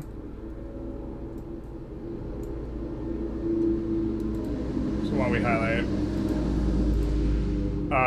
What is important in this model? Perspective. Take mimetics, for example. The main point of focus was on the idea, which was contrasted with the individual as the focal point of the appropriation model. Yeah, I think I just wanted to expand on each of these. How will the focal points of this model affect what I attend to? Will I focus on things that I can be proactive about? No, actually, I think I don't know what I was doing here.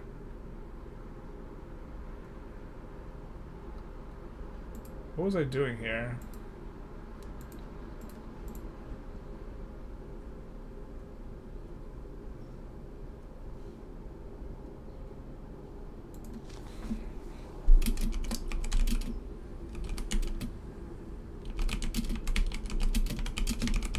Let's just put this in here. I think this makes sense if we have this in here.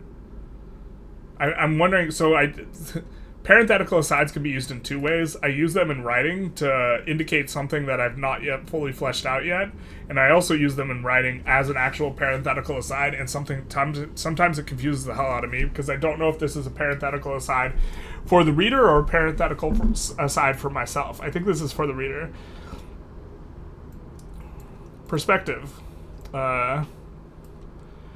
How will the focal points of this model affect what I attend to? Will I focus on things that I can be proactive about? Neuroplasticity / proactivity.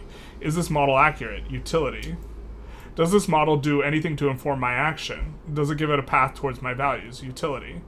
Is this model more useful than the alternatives? Does it help me approach uncertainty in a more useful way? How reliable is this model? What are the benefits if it's right, and what are the costs if it's wrong? Expected value. Mental models often affect what enters one's attention. Because of this, one should approach the task of how they represent reality to themselves with intentionality. Practice. That's not a question, though. Okay, I maybe need to rewrite some of this. I mean, I don't hate the ideas, I just don't like the formatting here. You swear you've heard some weirdo Christians use the logic, the Pascal wager's logic? Yeah, so the thing with Pascal's wager, if we scroll back up, the thing I disagree with Pascal's wager is that if we're thinking of it from the perspective of believe in God, don't believe in God, God exists, God doesn't exist, right? I think that when you believe in God and he doesn't exist, I think that this has negative EV, and Pascal's wager thinks that it does not have negative EV. I don't think it has a lot of negative EV, but I think that it is more useful to just like not think about the subject. But I also think that this could actually have positive EV is still, actually, and that it might not be 0. So I think it's negative. I think it's possible it's positive. I think Pascal's notion that it is exactly 0 is probably not correct. Because a lot of people get stuff from religions or religion that, like, they get a community and this sort of stuff, and it's a social way of organizing. And this community has positive value, and they get it because of the religion. And this doesn't have to do with belief itself, but it's very closely tied to belief. And so being part of a greater community could, like, have positive EV, even if the belief itself, which is what we're talking about. But you could just pretend to believe, right? So we would have to add a third option, which is pretending to believe. Because I think that pretending to believe would have the same positive part of the EV as, like, well, actually, it probably wouldn't be the same as actually believing, but I think Pascal's wager is, like, not complete. I also think that there are probably okay, so if we're thinking of it from the perspective of a Pascal's wager that actually is fully incomplete, you would actually need to believe in Yahweh, believe in Allah, believe in Zeus, believe in Yotan, believe in whoever, and you would need to have a matrix for belief in every single deity. And I think that some deities, and then you would need a matrix for the existence of every single deity, right? Out to, like, hundreds of deities. And I think some deities get more mad at you for not believing in them and believing in another god than others. And some deities would care more if you have a belief in another god versus having non-belief. And the payout matrix would be incredibly complex. And also Pascal's wager is, like, it only describes belief and non-belief in Yahweh, or, like, the Christian God. And it doesn't discuss the other gods. To be complete, it would need to discuss all of them. And yeah, also I think his payout matrix is probably wrong in that if God doesn't exist, I don't think it's 0 on both. That's why you truly believe in the spaghetti monster. Big nice. Do you have the full commitment to the spaghetti monster? Is your driver's license, does it have you with the colander on your head? Would you really risk unlimited pasta? That's unlimited possibilities? Heck no, you wouldn't mix it. You wouldn't. Pascal speaks the truth. Yeah, you can, if you claim Pastafarianism as your religion, you can wear a colander on your head as a form of religious expression for getting your DMV photo. So the only Pastafarians I take seriously are the ones with the colander on their head in their driver's license photos. There's also an atheist god who will throw you in hell if you believe in him without sufficient evidence. Yeah, there we go. The matrix is much more complicated than Pascal suggests. Of course, this is also an important, like, thing to emphasize when we're thinking of this. This is just a tool. This isn't an expression of reality, right? The point of this is that it forces you to consider each of these possibilities more clearly, and when you're doing the EV portion, it forces you to assign values. The idea is not that this is going to closely comport with reality, right? The idea is that it is a form of brainstorming. But let's go to the chapter summary.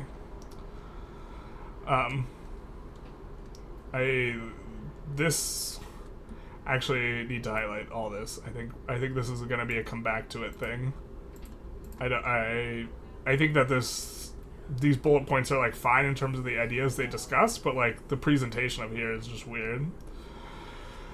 Okay, chapter summary. The unknown poses 2 problems to agency: making the proper course of action unclear, and making it difficult to take the proper action. Mental models can be used to make sense of the world, but never directly represent it. Different models of the same thing can offer different perspectives. Memetics shows why it's so important to ask if a widespread idea is good or useful, or just good at spreading. One should be intentional regarding what models they use or attend to. They look both through the model as well as at the model. Economics provides a model with 3 important ideas: utility, expected value, and game theory. Considering uncertain reality as an opponent in a game by using a payoff structure can allow one to put a band-aid over the two problems of the unknown, as well as to help clarify what's important. That is that we can make it more clear what the proper course of action is, and make it easier to take the proper action. But this is really just a band-aid mental exercise. Check out Hegel's defense of the death penalty. I generally don't like checking out Hegel's anything, if I'm being honest. I'm not a huge fan of Hegel. Well, I've read a bit of Hegel, but oh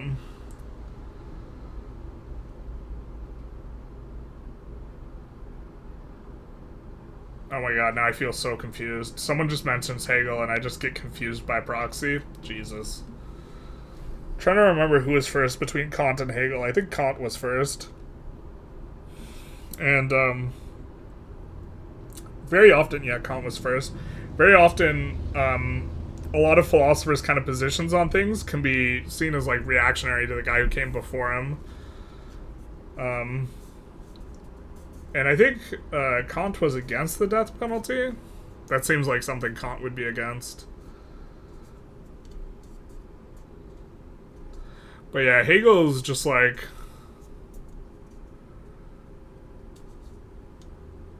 people who process stuff entirely through dialectic are like, I think that's a problem. Like in terms of having multiple models and multiple ways of perceiving reality, like, and this is also probably just too heady for anyone who hasn't like read Hegel. A discussion. We shouldn't be talking about dialectics. But yeah, that's the chapter, everyone. There we have it. What's the word count on this baby? 6,000 words. The entire book is like 70,000 words or something like this. But we got a couple edits in, and as well as some stuff we maybe want to take a look at. Before there was no yellow highlight, now there's some. Oh yeah, this sentence was freaking wild. We have to take a closer look at that. I think it's a quote, but that's like a psychotic... Like, I shouldn't even use that as a quote.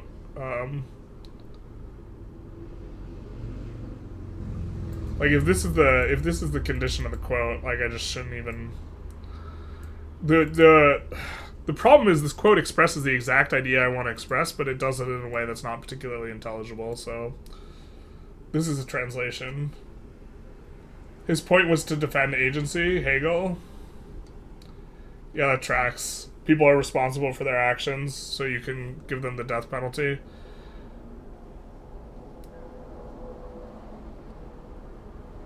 I just think, yeah, I mean, like... So, like, people who... Yeah. There's a lot of people, specifically on the left, who interpret stuff only through a critical theory lens. And, like, to me that's, like, so wild, because it's just, like, so inappropriate in some contexts. Although that's, like, a lot to unpack, but, like, the,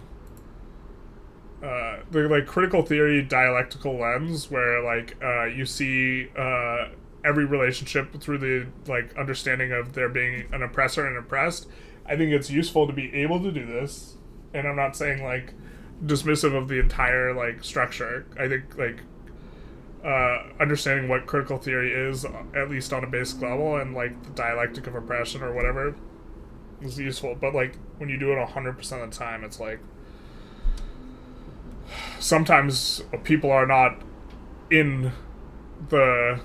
It's a gross oversimplification to say that there's two classes of people on every issue and that they're either oppressor or oppressed, and you need to figure out how to put them in each class. Like, sometimes people are just like, they're vibing, and they're neither. You don't know where you stand on it too, personally, but it should be a serious question to consider. On the death penalty? I think the death penalty... my perspective on the death penalty is like not one I've seen very often, which is that generally everyone who gets the death penalty, you think you should eject them from society. This is your perspective. Someone who's getting the death penalty, you think you should just eject them from society. This is the opinion you formed regarding the person. I think two things. One, I'm relatively indifferent to the means by which they are ejected from society. And two, making them suffer or engaging in some sort of punishment that is seen as inhumane, if it provides no utility, is super, super pointless. And so I think that executing someone versus keeping them in prison doesn't serve a point, really. And so you shouldn't do it just to like, or it doesn't have like a positive utility. I think that, I mean, you can make some sort of argument that it like gives a sense of closure to like the victims or whatever, to whatever this person did to deserve ejection from society. But there's something like that. But if we think of it in the payoff matrix, if you execute someone, and they are not guilty, then that's really bad. You've made a huge mistake. Like, that's a real big mistake. Let's find the payout matrix that has that's like, if they didn't do it and you execute them, that's like minus 10,000. That's like real bad. You can't undo that. You can't release them like later. And that the positive utility is probably not that big. But again, once we've decided we want to eject them from society, it's not that I'm against the death penalty, it's that I'm against something that doesn't do something useful. And I don't think that keeping someone in prison versus executing them, I don't think much utility is gained, if any, from executing them, and that is somewhat punitive and barbaric, and it shouldn't be done. However, there's the matter of cost. And we're not talking about EV of like society EV, I mean dollars. In the United States, it costs more to execute a prisoner than it does to keep them in prison for life. As long as that's the case, in terms of dollars to society, as long as that's the case, I can't really think of a particularly good reason to want to execute anyone. Because from a practical perspective, I don't think it's giving anything to the families of the victims that's of substance, really. The mistake, when they actually didn't do it, of executing them, is huge. And then, on top of that, the benefit is actually it costs society more money. And it also just costs society, when you execute them, and they are guilty, let's say they are guilty, right? When you execute them and they're guilty, you've just cost society more dollars, and you've given some sense of closure to the families, but I don't think that closure is like really real if they are guilty versus just keeping them imprisoned. Either way, they've been ejected from the society in a sufficient way. But like, you can't roll back the execution. You just can't, like, and so because that error is so big, even if you ignore that error, just to be clear, I'm saying even if you ignore that error, I still think you shouldn't execute people because it's more expensive. But ignoring that error, you also shouldn't do, and you can completely avoid the error of executing people who are innocent if you just never execute anyone. Yeah. If you recall correctly, his point was something like life is absolute, so you can't apply proportionality to things like murder. Interesting. Mr. Bean movie, not Borat. Lol, oops. Am I not getting the full chat? I didn't even see someone make a Borat reference.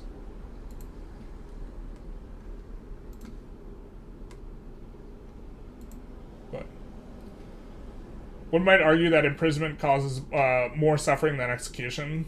This is fair, but my biggest point was I'm relatively indifferent to I don't think that one should go out of way to cause them suffering, but I'm also relatively indifferent to what happens to the person once we've decided we should eject them from society.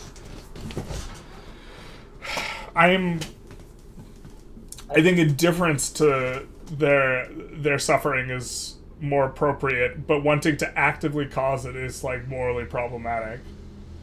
Like, I would not want to actively cause their suffering to someone who we think we should eject from society, but also I'm not very sympathetic towards it. Is like, it's weird to try and capture it, because it's like, it's this fine, tenuous line where you're simultaneously indifferent and also you do not want their suffering to be actively pursued. I mean indifferent in like the more broad, like we're really talking indifferent, but like I don't even think you need, the fact that execution in my mind doesn't make sense, even if you don't consider the possibility that you've convicted someone who's innocent. It makes it like really clear that you shouldn't execute people. Society can only be judged on how it treats its worst. I think I disagree with that, but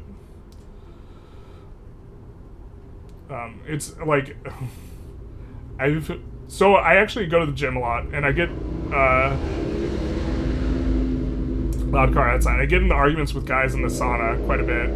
I think I've had multiple arguments regarding the death penalty with people in the sauna, and like they like, I just remember this one guy, he was just like, yeah, but what if it was cheaper to execute? Or it should be cheaper to execute. And it's like, it's just like this complete denial of reality because he wants to execute people, basically, in my opinion. Because the reality is it's more expensive to execute someone because the death row process is more expensive, the appeals are more numerous, the actual prison structure of death row is much more expensive to maintain. And so everything, it just costs society more money to execute people. And like, he's just like, but what if it costs less, in a sort of way that it's like, you're trying to create a theoretical that doesn't comport with reality. And like, my point is that we don't even have to consider the elephant in the room, which is what happens when we convict innocent people. Even if you are convicting innocent people, like, it's still not worth it. Like, his theoretical was inviting the reintroduction of what I think is like the biggest issue, which is that there are no takesies backsies, and when you execute the innocent person, that's a big yikes. Our current society elevates its worst to positions of power. Kind of. I think that the political system is a problem. I think that I'm like a one issue like voter in terms of politics now. I've decided to be, and that issue is getting money out of politics. Single issue voter,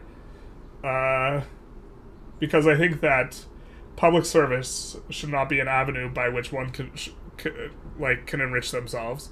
Like, if you're trying to get rich and you're smart, being a politician should be like a really bad idea. Like, the people who you ideally want as politicians is people who aren't trying to get rich. Like, the types of people who become teachers, where you just get paid shit, would be like, and it's about public service, are much more ideal. And that's not who we have, because we have money in politics, and politics is a really good way to enrich yourself. And because of that, we get people who are looking to enrich themselves in politics, and people who are more concerned with that sort of thing, or some sort of abstraction and power. And like, the correlation between who wins elections and who had the most money is just way too strong. It was something like, and to be fair, it's correlation, not causation, just like to emphasize. But like, I think it was this, I guess it's a little outdated now. I think it was a 2012 study that looked at the correlation between who wins like House of Representatives seats, or it might have been senatorial seats, or just entire congressional seats in the United States, and who has the most money for their campaign, and there was like over 90% correlation. And again, correlation's not causation. The better candidate is also probably more likely to raise more money. But the point is that, you know, like, having money like really allows you to crush in elections in a way that like is not it's not the people voting as much as it's the dollars voting, when you like look at it from that perspective. Like, and so like the people who are like, oh yeah, we should be more free, you should be allowed to do what you want with your money and like this type of stuff, is like, if you really want a democracy though, you can't allow the votes to be purchased or effectively purchased. I mean, you really can't allow the votes to be purchased. That happens in other areas of the world where people literally buy votes. That's not a common practice in the United States, or I've heard like no reporting on it, but in other countries it is. I remember in a book on corruption, I read like this part that was like amusing to me, which is that someone was being asked about selling their vote to a candidate, and they replied with like this outrageous thing when like elicited to sell their vote to candidate X, and they're just like, how dare you say I would sell my vote for $5? It's worth at least $8. And it's just like where it's like commonplace. It's like it's commonplace, and like the guy's looking to get the right value for the vote. Yeah, I've wondered about the mechanism. How come dollars translate to votes so consistently? It's because so people often complain about the candidates. Like, we need better candidates, we need smarter candidates. We also need a smarter electorate.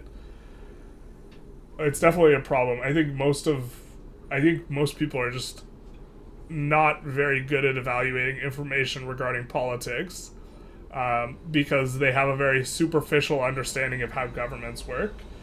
And they don't need a really complicated understanding of how governments work because that's not their profession, right? But then the question is, well, how can you be informed as a citizen to make votes regarding how the government should operate when you yourself are not a specialist in this thing? And I don't really have a good answer to that. But what ends up happening is that it's like this notion with truth. We're back to memetics here.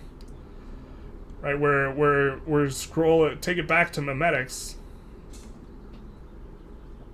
The ideas that spread are the ones that are most conducive to spreading, and often repetition or frequency is one of the ways you get an idea to really stick, and it's not because it sticks because it's good.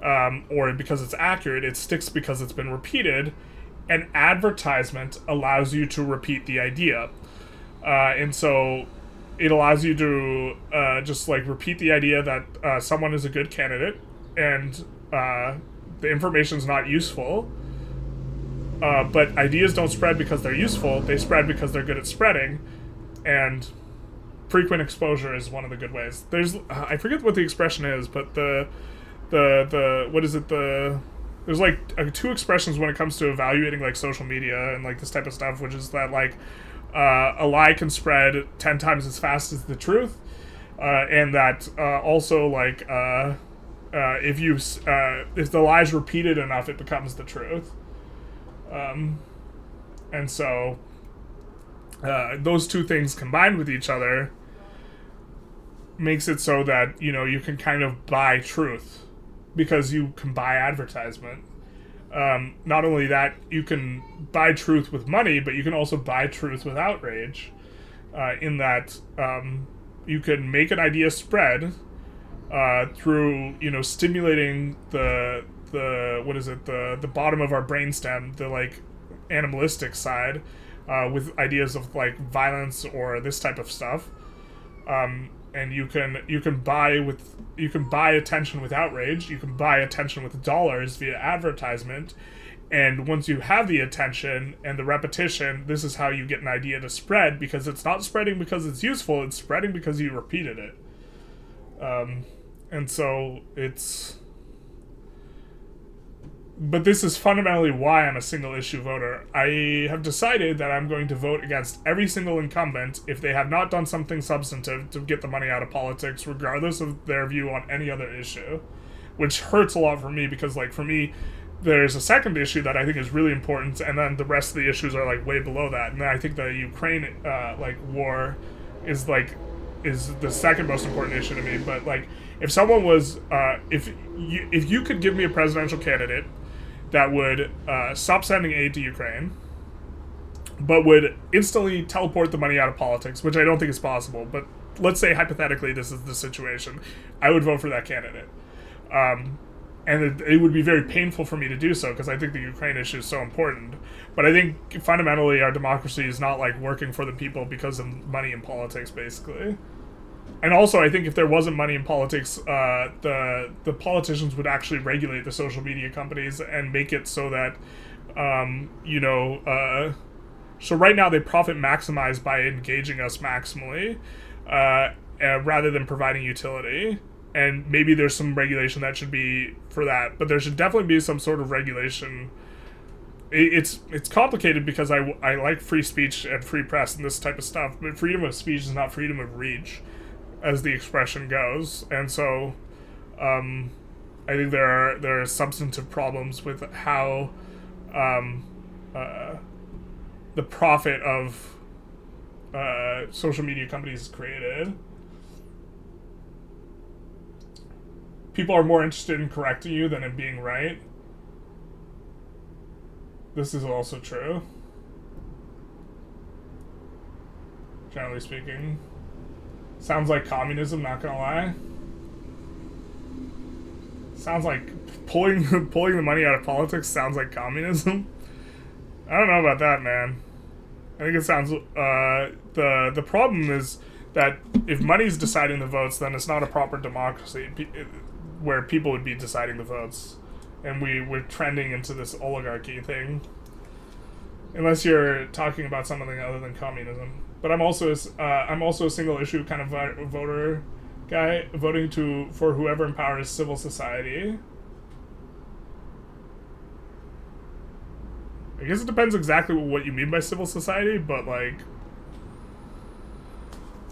what's the definition for civil society? Let's see exactly. I'm trying to.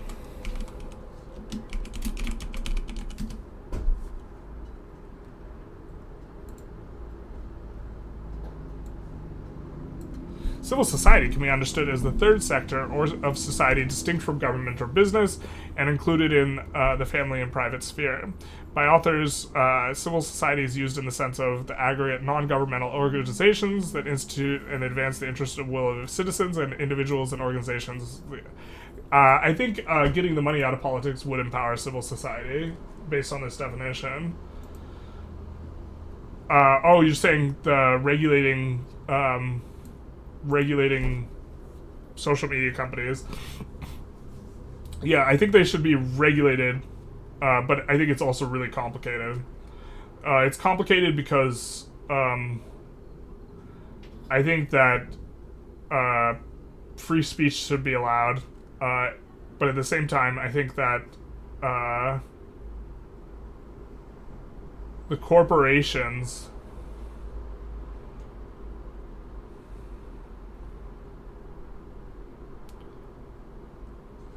yeah, I mean, it's tricky. The corporations,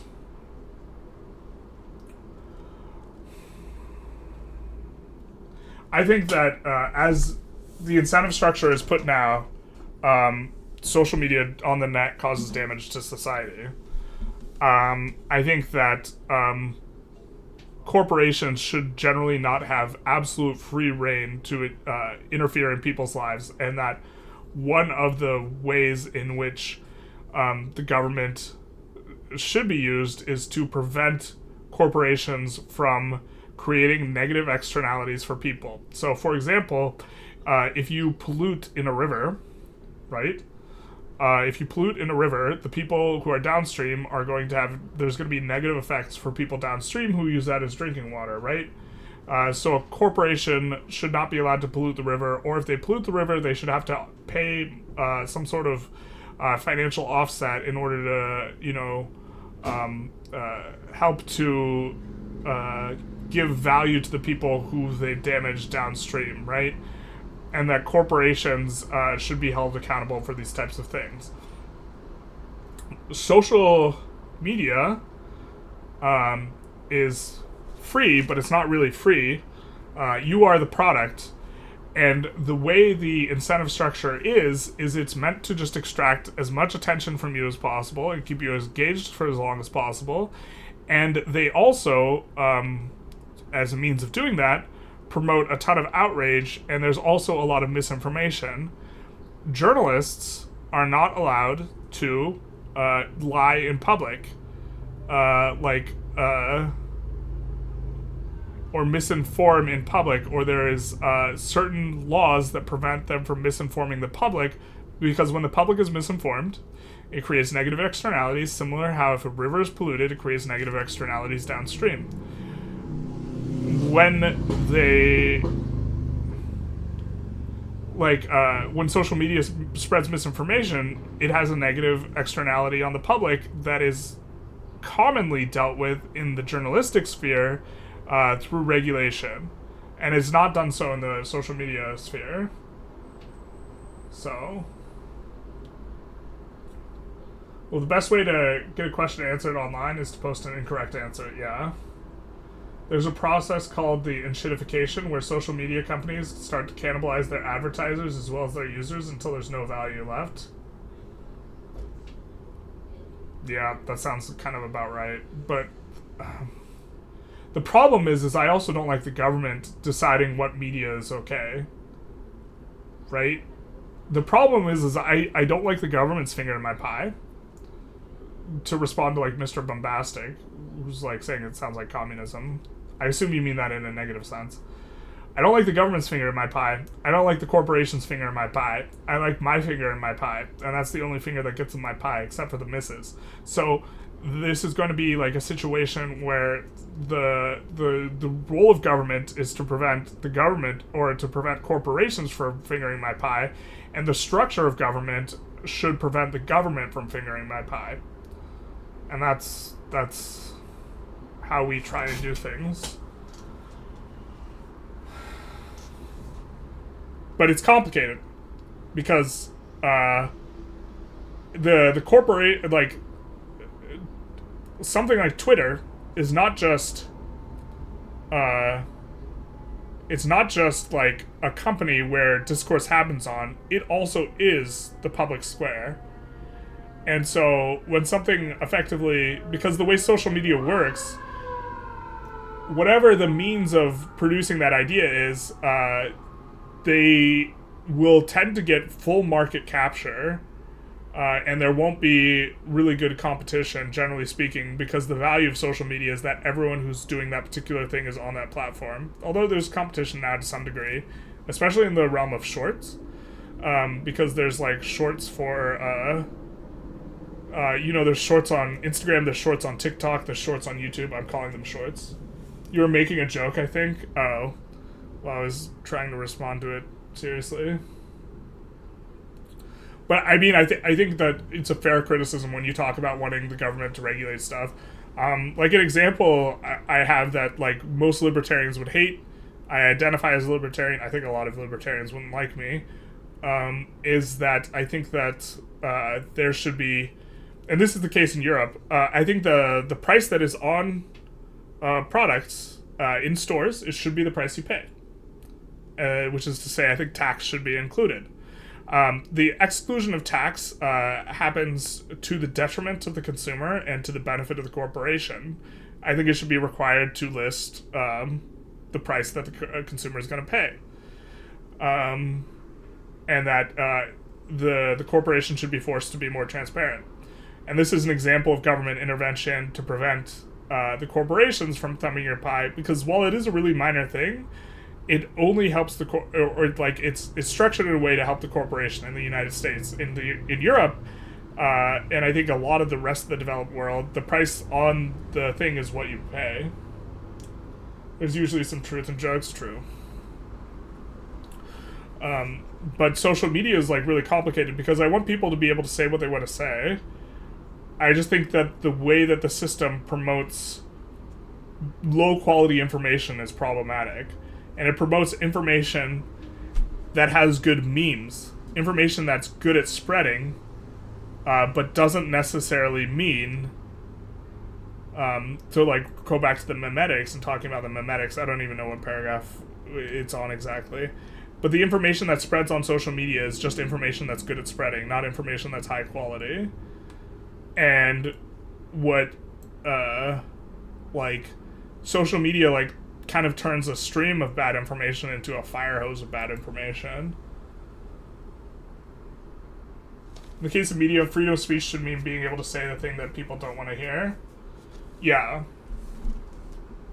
Also, like, so many people complain about not having free speech in the US when, like, they absolutely have free speech, but, like, they say something in the public sphere and then the public responds negatively to them.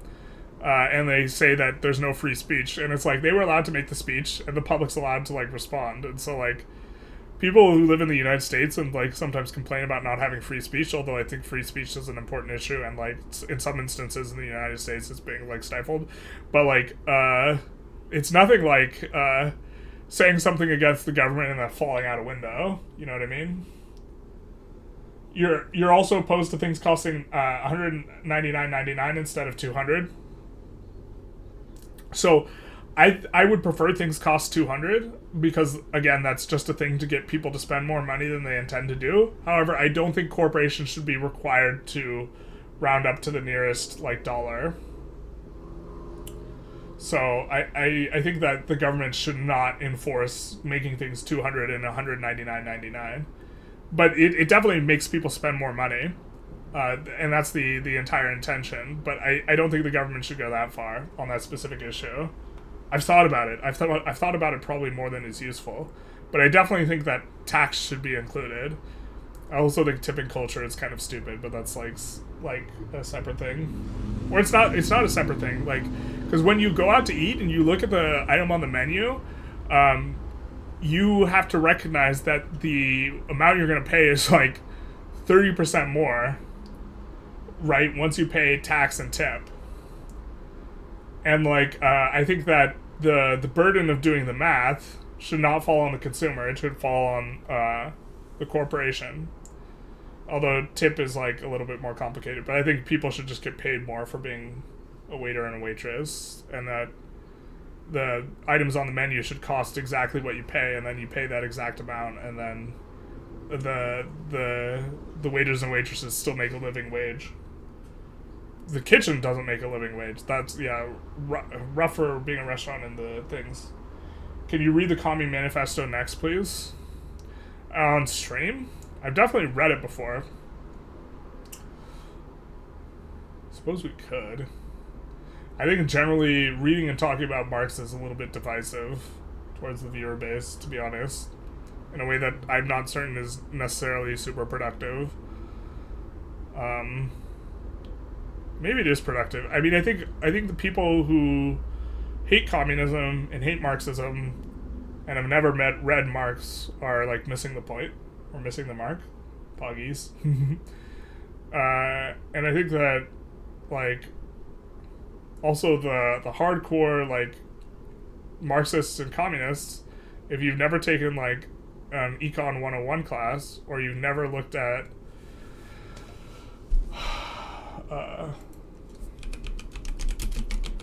you've never looked at a demand curve equilibrium, then maybe you should do that too.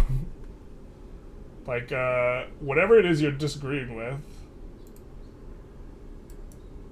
you know, you should probably understand the other side in a general sense. And my impression is that people don't understand this. I can't find a Wikipedia article for... Like, if you've never seen this in your life, this right here, if you've never seen the demand curve, and you've never seen how, like, how efficiency is created through using market price equilibriums, then maybe you should do that before you decide you hate capitalism. Now, the problem with one of my problems with capitalism actually comes with Marxism, and that's the idea that objects has value in themselves, rather than objects just being like a storage unit for people's labor. I think value comes through labor, but, like, also, if, like, efficient allocation of resources is something that you have to account for if you're going to decide to depart from capitalism. Das Kapital stream, let's go. Oh, baby. I think that all the... Tankies is a term I learned somewhat recently for, like, the that refers to the people who hate America, like, and is like the generally like communist. Like, there's been some like people like talking about critical theory on my Discord, which is like wild to me that that's like the spot people want to do at it, but like kind of whatever. And just like I feel like whenever I talk about anything related to economics and like capitalism and Marxism, like I feel like I just say the type of stuff that would just make everyone hate me, and it just feels super weird. But I also think that it's like I think like people just find one model for representing reality, and then they use that model and they just like beat it to death rather than actually looking at all the models by which you can like represent something like allocation of resources and understanding how value is created. And it's like capitalism says there's value inherent in an object, and that model, that part of the model is something I disagree with, but I understand like the economic model. Besides the efficiency aspects, what about the moralities of mass systemic theft? Well, so theft is just one way of looking at it, right? And I can tell that like this is like obviously more Marxist perspective of looking at it like theft. But capitalism also built into it has consensual exchange, and that's the basis. What the problem is that there's an asymmetry in the value gained from that exchange, but everyone in a capitalist, if you are interpreting capitalist interactions in a good faith effort, which is that you are trying to describe them as they would describe themselves, every exchange that happens is consensual. So talking about it like it being theft is just like being dismissive. The problem is that when an exchange is made, both parties gain value. And you can study this in economics as well. Both sides gain value, otherwise you would not have made the exchange. This is one of the assumptions of economics. People will only behave rationally, which people are rational. These are the three assumptions of economics, right? People are not necessarily rational, but they'll only engage in a thing that improves value for them. The problem is that it gets exploitive when the exchange is asymmetric and you get almost all the value and the other person gets basically none of it. And I bring up Crassus when I talk about this because it's my favorite example. Crassus invented the first fire brigade. Fire brigades are good. They are good for society writ large. But what Crassus would do is he would barely provide any value to the person who put the fire out from, and he would get an immense amount of value for putting out the fire. And the way he did it was this. Crassus is, by the way, ancient Rome, richest man on earth at the time. He was also friends with Pompey and Caesar, but that's another story. The fire brigade would arrive, the house was burning down, and Crassus would offer to buy the house. If they sold him the house, they would put the fire out. If they didn't sell him the house, they would let the fire burn down the building, right? And so he would buy the house, but he would buy it for pennies on the dollar. He'd buy it for like 5 cents on the dollar or something like this. The idea he would buy it for beans. And then he put it out, and then he will have acquired a property at like 5% of the property's value, and then he rents it back to the guy who he sold it to him. And the guy gets to live in his own home, and he gets, this 5% value instead of nothing, and he gets to live in his old home. But 95% of that value went to Crassus, right? Excluding the amount he needs to pay the fire brigade, which is like a separate issue, but let's just put that aside for now. 95% of the value goes to Crassus. 5% of value goes to the homeowner, the original homeowner, now the tenant. And so value has been created for both sides, and it was a consensual exchange, but there's an obvious asymmetry in terms of who has gotten the most value from that exchange, and that it went to Crassus because Crassus had more leverage. In capitalism, often one side will have more leverage, and when that happens, they acquire almost all the surplus value that is created in an exchange, and this is kind of just the nature of capitalism, and this is one of the ways in which I think capitalism is unfair, and it is often the people who have capital that are in a position to make this leveraged exchange, the people who have money or resources, rather than the people who have not. Also, you have no leverage when negotiating the value of your labor if there's a ton of other laborers who can do it. So unskilled laborers basically have no leverage ever to negotiate anything in society because there's someone else who's starving who's willing to do the job. And so because of that, you can just switch to the other person. And so it's like a race to the bottom in terms of demand for the unskilled labor.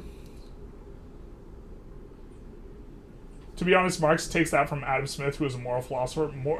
Adam Smith was absolutely a moral philosopher. I think he would have a big problem with how capitalism works today.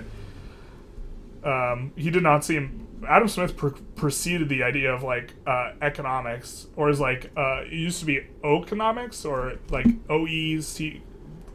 used to be pronounced differently, and it used to refer to just the maintenance of the household. It was like an ancient Greek term. I got you, bro. We ain't gonna be in no breadlines in our lifetime. You won't get an accurate empirical description of reality from Marx. You will get a critique of the bourgeoisie ideology instead.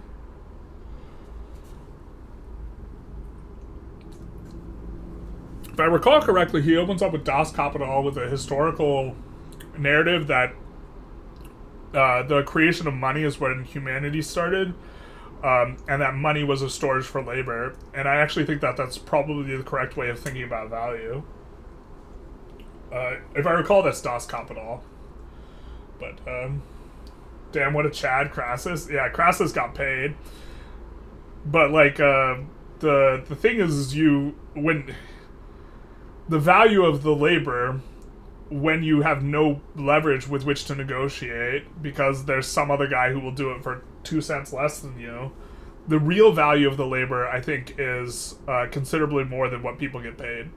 And this is the problem I have with capitalism, is that it rewards having leverage, because you get all of the surplus value, or very nearly all. You get the Crassus type interaction, where the person who hires the unskilled laborer often gets like 95% of the value of the labor, or something like this, or the surplus labor value, which I guess we would need to explain, but like,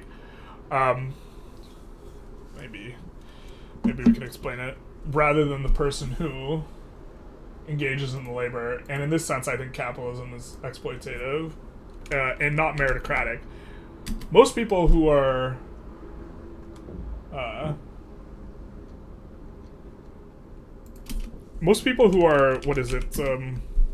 Marxist are not meritocratically oriented. They are empathetically oriented, and I am a divergent from that. I want a system that just pays people the value of their labor, and we could kind of express this idea. So let's say this is the value of a person's labor. Okay. And this is capitalism.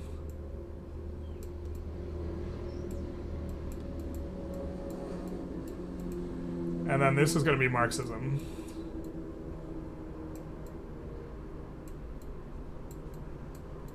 And we're going to have two interpretations of the same event. Okay.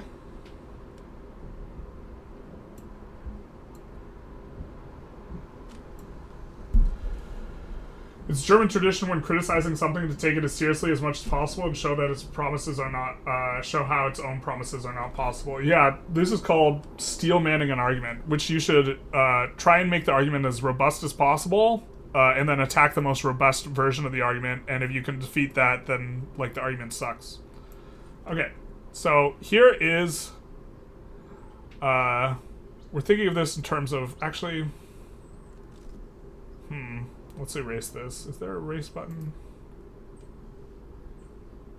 Oh, where's my erase button?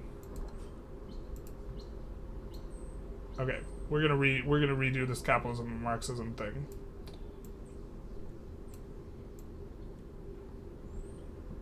A little bit. I don't quite like the formatting of that. So we're going to think about how much someone gets paid.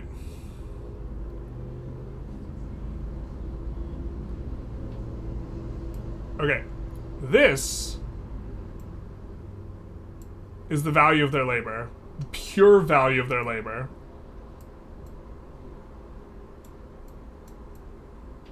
Right? This line. You cannot pay someone more than this, because if you do, a firm will go bankrupt. Right? If there's no value for the capitalists to be received, you cannot pay them above this value. All right? There's no point. You don't extract any money. Capitalism doesn't work. There's no incentive. And eventually you'll just go bankrupt through random variance, right? this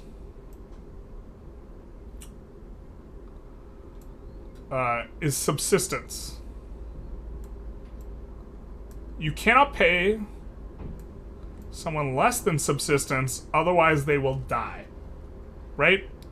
So the amount of money someone gets paid has to be between these two values. And in capitalism, you get a consensual exchange between these two. So the wage has to be between these two values. In theory, you could pay someone less than subsistence and eventually they'll starve to death. Or they'll die in some other way. And what capitalism argues is, let's find another color. What capitalism argues is that, it's not what I wanted. I wanted a color. What capitalism argues is that the wage will tend to be like around here, and when you do this, the worker is going to get the value. Let's do green for worker value. The worker is going to get this value here. Right? They're also getting subsistence, but you have to pay them subsistence, otherwise they starve. The worker gets this value. And then the capitalist gets this value up here. And we're splitting the value. Right? This is the true value of the work, which the capitalist cannot pay or pay more than, otherwise the firm goes under. And this is subsistence, which is the amount necessary to keep a person alive, which the capitalist can't pay less than, otherwise the people die and you don't have a job. What Marxism argues is that the relationship works a little bit more like this. So we have the same type of structure, where we have value, we have surplus labor,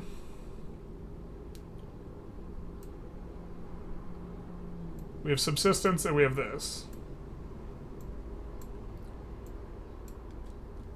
Right, true value, put this true, of the labor. And this is subsistence value, which, again, it's not a job. If the job is worth less than this is not a job. What Marxism argues is that this is what happens. This is where real wages occur.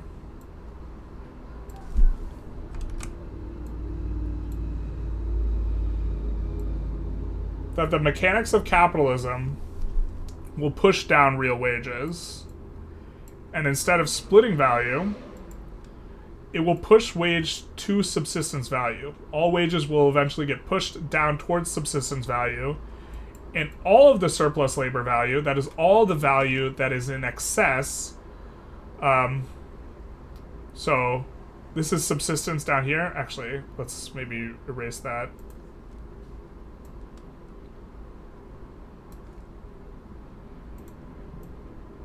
Surplus. Everything that is in excess, and then here's subsistence value.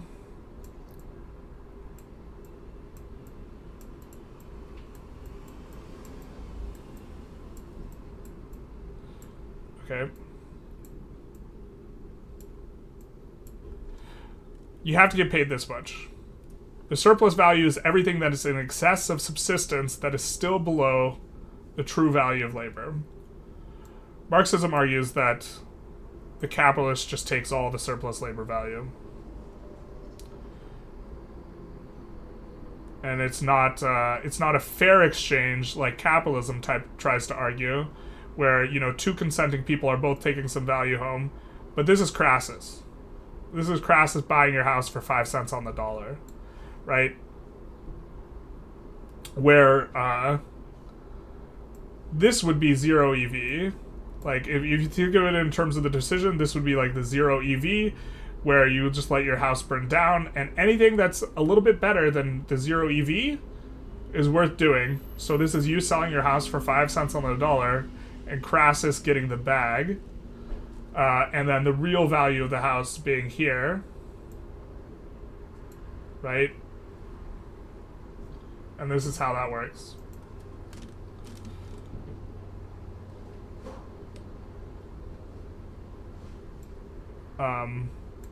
In kind of trying to make these two models compatible, which they're kind of not.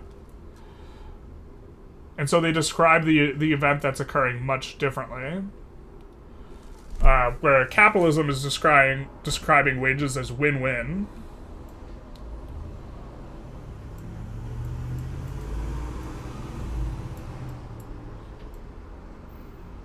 The capitalist model, and we just talked about different models today, so this is a little bit of a thing.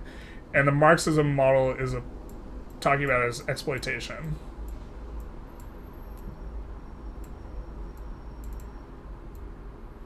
And an interesting question to ask is, when is one of these models better than the other?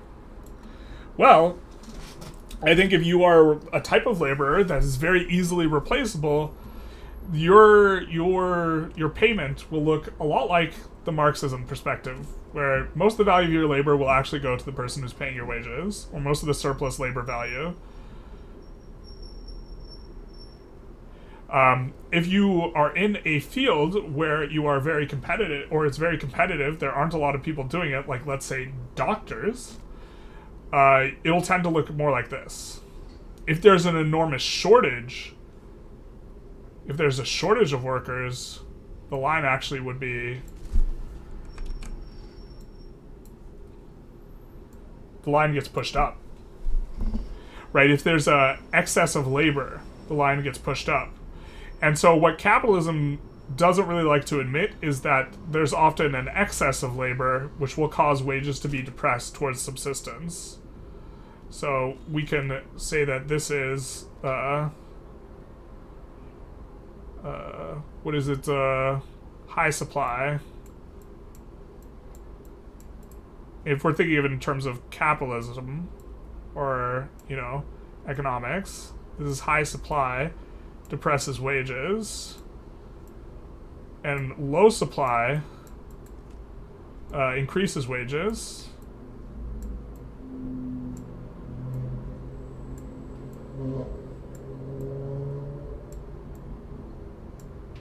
Like, so now there's surplus value, subsistence value, these are like Marxist ideas. Low supply and high supply, these are like capitalist ideas. And so, in general, you should try and do stuff that not a lot of other people can do. Aren't those the same model? These are kind of looking at both of these models simultaneously. So capitalism says there's a fair exchange. Marxism says there's an exploitation occurring. Marxism argues that there is a high supply of labor as a structure of the capitalist system, and there will always be a high supply of labor such that wages are depressed towards subsistence level. And if you look at median income over time, right, since the 50s, in the 50s it was actually really good. So Marx arguing that it's deterministic of history to always push it down. In the 50s, like, value of labor like went up because there was low supply, right? But if you look at the last like 50 years, wages have gone down in terms of real buying power. Median wages in the United States have just been collapsed. And so the thing is you will always kind of have, and I look at this as the starving to death scenario. If you have people starving to death, which tends to happen in every economy, because if you look at ecology, populations tend to overproduce in ecology. So like if there's grass for deer, there will be an excess of deer relative to the amount of grass, and then some of the deer will starve to death. If there's an excess of people, and then some of them are starved to death, then this will create a high supply of workers, and it'll depress wages. What's the term we're getting for the person taking the red and the person taking the green? So, the person who's taking the red is the capitalist. So, capitalist value.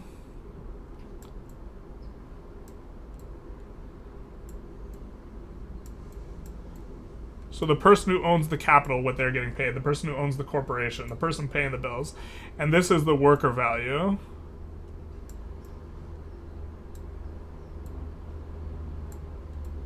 And if you, I mean, talking about rose-colored glasses, worker value is green implies that the worker value is good and the capitalist value is bad. But this is like a filtration of the system based on like how people think of colors.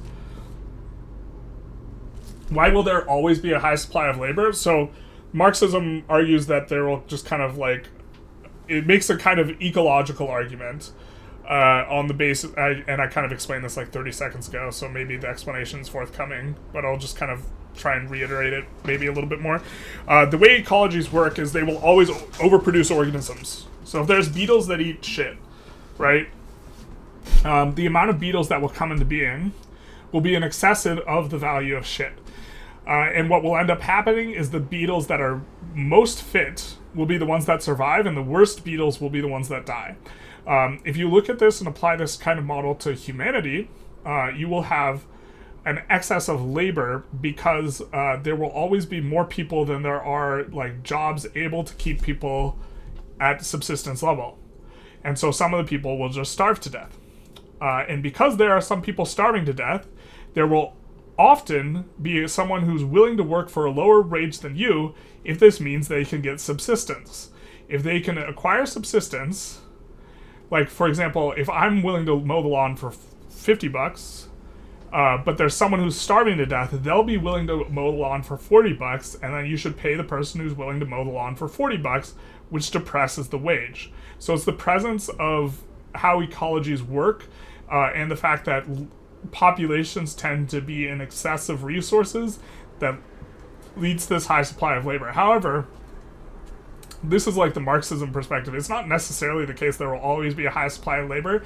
And even in our economy today, like my brother's a doctor, there is a low supply of doctors. So he gets to negotiate for higher wages because there is a low supply of labor. So the type of labor also matters. But most people are going to be in the high supply bracket. Like most jobs on a global level are in the high supply bracket. And we will have this depression towards subsistence. Very Keynesian, we got him. Missing all this ads? Terrible. Oof. The tragedy of ads. Well, the VOD, if you just missed all of that to ads, the VOD will be on the YouTube, which I suppose, here, we could link it. The VOD will be on the YouTube, though. Here, let's link the YouTube, since you're on the Twitch.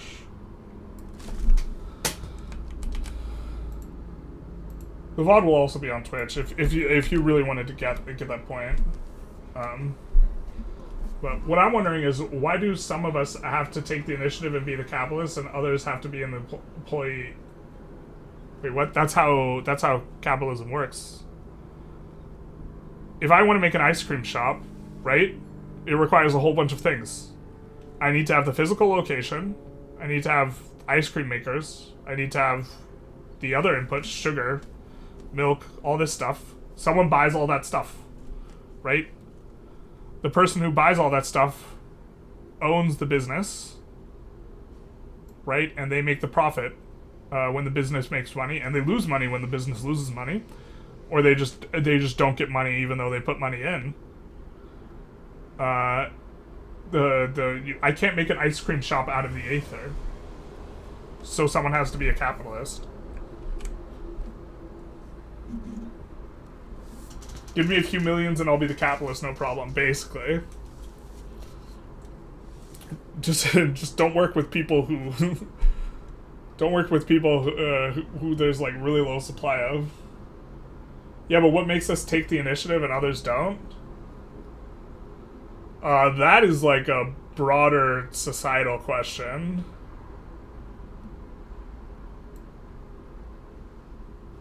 That is a little bit beyond the... Well, so I think that the people who have money tend to acquire more of it, and that money tends to flow towards... The capitalists are not increasing in number. I think they're decreasing in number as a general trajectory. I think they often get help from other people and have resources. What inspires them? I think a lot of people, if they had more money, would choose to own a business. than if they didn't have more money. But also, some people would not choose to own a business, and so that doesn't mean that everyone would choose to be a capitalist, but there would be various psychological stuff. You know, some people don't want to create a company. Some people just want to invest money in the stock market, which also makes you a capitalist. You're just not hands-on, right? Evolution? Yeah, basically. Survival of the fittest. But I do think that this way of looking at the wages is very interesting, because they're not fundamentally like disagreeing about some aspects of what they're talking about. Like, they both kind of agree that a firm has to pay less than the true value of a labor. I would love a system where people just got paid the true value of labor and somehow the capital inputs just got put in the right places. But that's like magical fake land. And so there has to be a split. And so the question is how do we determine the split? One problem is it's actually impossible to determine the true value of labor. There's no mechanism by which you can determine what this is.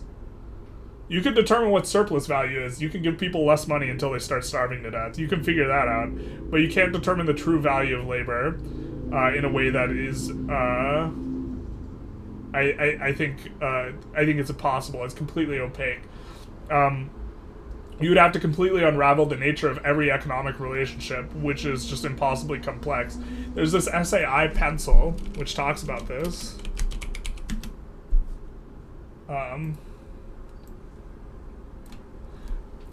Which is by Leonard E. Reed, and this is an economics essay. It's written in the first person from the perspective of a pencil. The pencil details the complexity of its own creation, listing its components: cedar, lacquer, graphite, ferrule, factice, pumice, wax, glue, and the numerous people involved, down to the sweeper in the factory and the lighthouse keeper keeping the shipment in port. And so all of these, the point of the essay is to say that the invisible hand manages all this in a way that's like incredibly robust. But in order to actually figure out the true value of all labor, you would have to unravel all the relationships for every single good that's produced and try and figure it out. And this is just an impossible task, because when we think of just supplying the graphite for the production of the thing, people mine the graphite. The graphite is transportation. People who manage the transportation of the graphite, they manage the railroads. The railroads are like have locomotives. The locomotives are built by someone. The people who build the locomotives need the natural resources to build the locomotives, and it just infinitely spirals out where millions of people are involved in the production of a single pencil in a way that is very, very extended. And so to like truly figure out the value of like someone's work is just like an impossible task, because you would have to fully understand every single relationship that goes into you'd have to unravel the nature of the pencil. Such cannot be done. You can't do it. It's not possible. And so, and also, when the capitalist fails to determine the true value of labor and pays someone in excess of the true value of labor, then they get destroyed. They are annihilated. And this is how efficiency is created, because the things that are inefficient die. If you pay someone more than this, if you pay someone above this, you cannot sell. Well, actually, so this is from the labor theory of value. Capitalism doesn't think that this is how value is determined.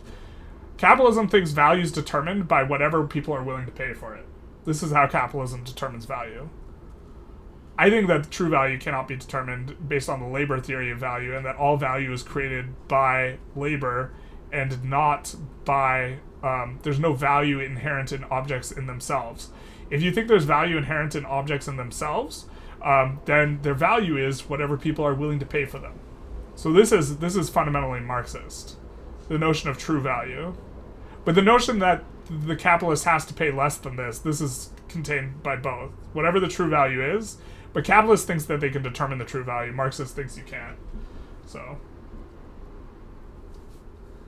In contemporary terms, there are people who say that what we have now is less and less capitalism and more feudalism.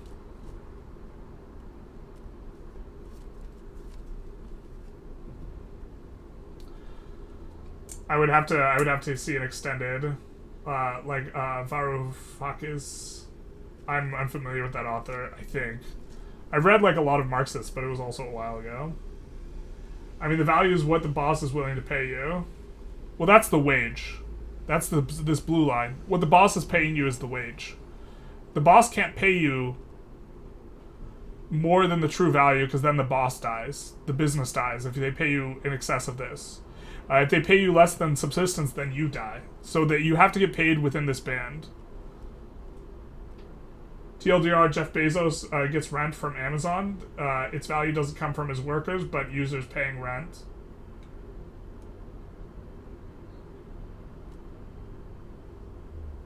Its value doesn't come from his workers, but users paying rent?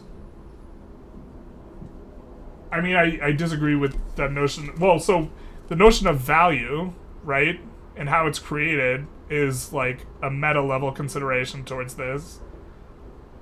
Right? Economics says that it's whatever people are willing to pay. I think it's created by labor. That's why I don't subscribe to the labor theory of value. It can't be measured, so it's meaningless.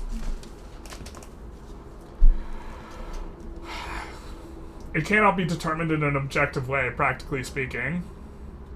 I'd agree with that. I think that that's how value is created, though, so... I don't think that there's value inherent in objects in themselves. Feudalism was much better than Commuland, to be honest. I think living off the land was probably... overall, well, I don't know. That's weird. It's not fundamentally Marxist, it's fundamentally Smithian.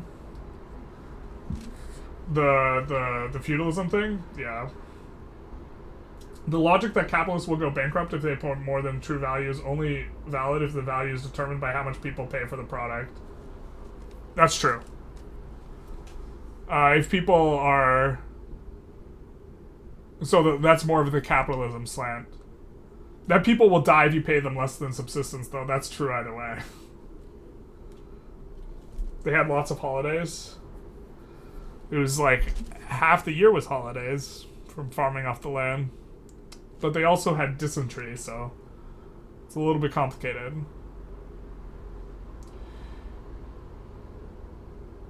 But Richard, the logic regarding the logic that capitalists will go bankrupt if they pay more than this, I think that you can understand what I'm getting at, though. Like the wage. I mean, well, if the government subsidizes it, then you can pay more than this. But I think you get what I'm getting at here. I think you're picking up what I'm putting down. But also, like, this will happen in capitalists if there's too much wages, or I mean too great a supply of labor. And what capitalism argues is that the labor will go and do something else. But like super unskilled laborers in like third world countries that like can't acquire like new skills or whatever, and like can't go and go somewhere else, they functionally don't have a way to escape this. In practice. Theoretically you can, but like not in practice. But also, if you're not going to produce the value, then whatever, I guess. This is the pencil. Now we've gotten off on quite a tangent, though. But like, we could take a look at labor theory of value. Also, some people have a different understanding of it. Labor theory of value is a theory that argues that the exchange value of a good or service is determined by the total amount of socially necessary labor required to produce it. So if it takes like 5 hours to produce a product, then it's worth 5 hours of labor in a really, really gross oversimplification, because some labor is like better than others. So in theory, jobs that suck harder should be, an hour of a suck job should be worth more than an hour of a not suck job. The contrasting system is typically known as the subjective theory of value. Labor theory of value is usually associated with Marxian economics, although it originally appeared in the theories of David Ricardo, earlier classical economists such as Adam Smith and David Ricardo, and later in anarchist economics. Oh, is this what you were talking about? Might have been what you were talking about with the fundamentally Smithian. Market entry cost affects laborers too, yeah. But in perfect capitalism, like, so one of the problems is that the model for capitalism is perfect competition, which doesn't exist in reality. In perfect competition, there's no entry cost. Smith saw the price of commodity as a reflection of how much labor it can save the purchaser, which is yeah. So let's continue.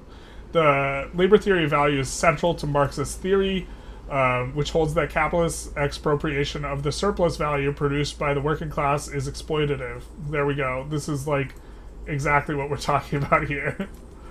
Modern orthodox economics rejects the labor theory of value and uses a theory of value based on subjective preferences. So fundamentally different kind of model. So the subjective theory of value, and like, this is stuff I've read before and am aware of, but Wikipedia is just going to be way better at explaining it than I am, like, just off the cuff. The subjective theory of value is an economic theory for explaining how the value of goods and services are not only set, but how they fluctuate over time. The contrasting system is typically known as the labor theory of value. The subjective theory of value's development helped to better understand human action and decision-making in economics. So for game theory, the theory flows that the value of any goods is not determined by the inherent property of the good, nor by the cumulative value of the components of labor needed to produce or manufacture it. So this is something that I disagree with, but I understand the subjective theory of value. But that it is instead determined by the individuals or entities who are buying or selling the object in question. Which is to say that it's like a bidding system. If you have, if there's only one good and people are really willing to spend a lot of money on it, then it's worth more. And it has nothing to do with the amount of labor that went into it. Because of this notion, a good's value may also increase substantially since its creation, so collectibles. We'll talk about one in just a second. In that a good is perceived as being of greater importance or more desirable than before. There are many variables that can influence this process, including, but not limited to, changes in age, personal affinity, cultural significance, scarcity, as well as other circumstances. Scarcity is probably the one to focus on most, because both models agree that if there's a ton of labor, that wages will tend to get pushed closer and closer to subsistence value. Although the idea of subsistence value is kind of more of a Marxist idea, as well as situational circumstances. One can note that this trend is often seen in collectible items, such as cars, vinyl records, and comic books. An additional variable, as Austrian economist Karl Menger pointed out, I feel that I've read that name a lot, is an estimation of the good's value due to uncertainty and lack of knowledge, in which people sometimes estimate the importance of various satisfactions in a manner customary to their importance. The theory belongs to a set of economic theories from the Marginal Revolution, the intellectual period representing the departure from classical economics and its related theories, particularly the labor theory of value. The modern version of the subjective theory of value was created independently and nearly simultaneously by William Stanley Jevons, Leon Walras, and Karl Menger in the late 19th century. Due to the development of the theory was helped to explain why the value of non-essential goods can be higher than essential ones, while also understanding how relatively expensive goods can have low production costs. So, I think maybe we'll take a look at one more thing, which I think is kind of amusing. Lets people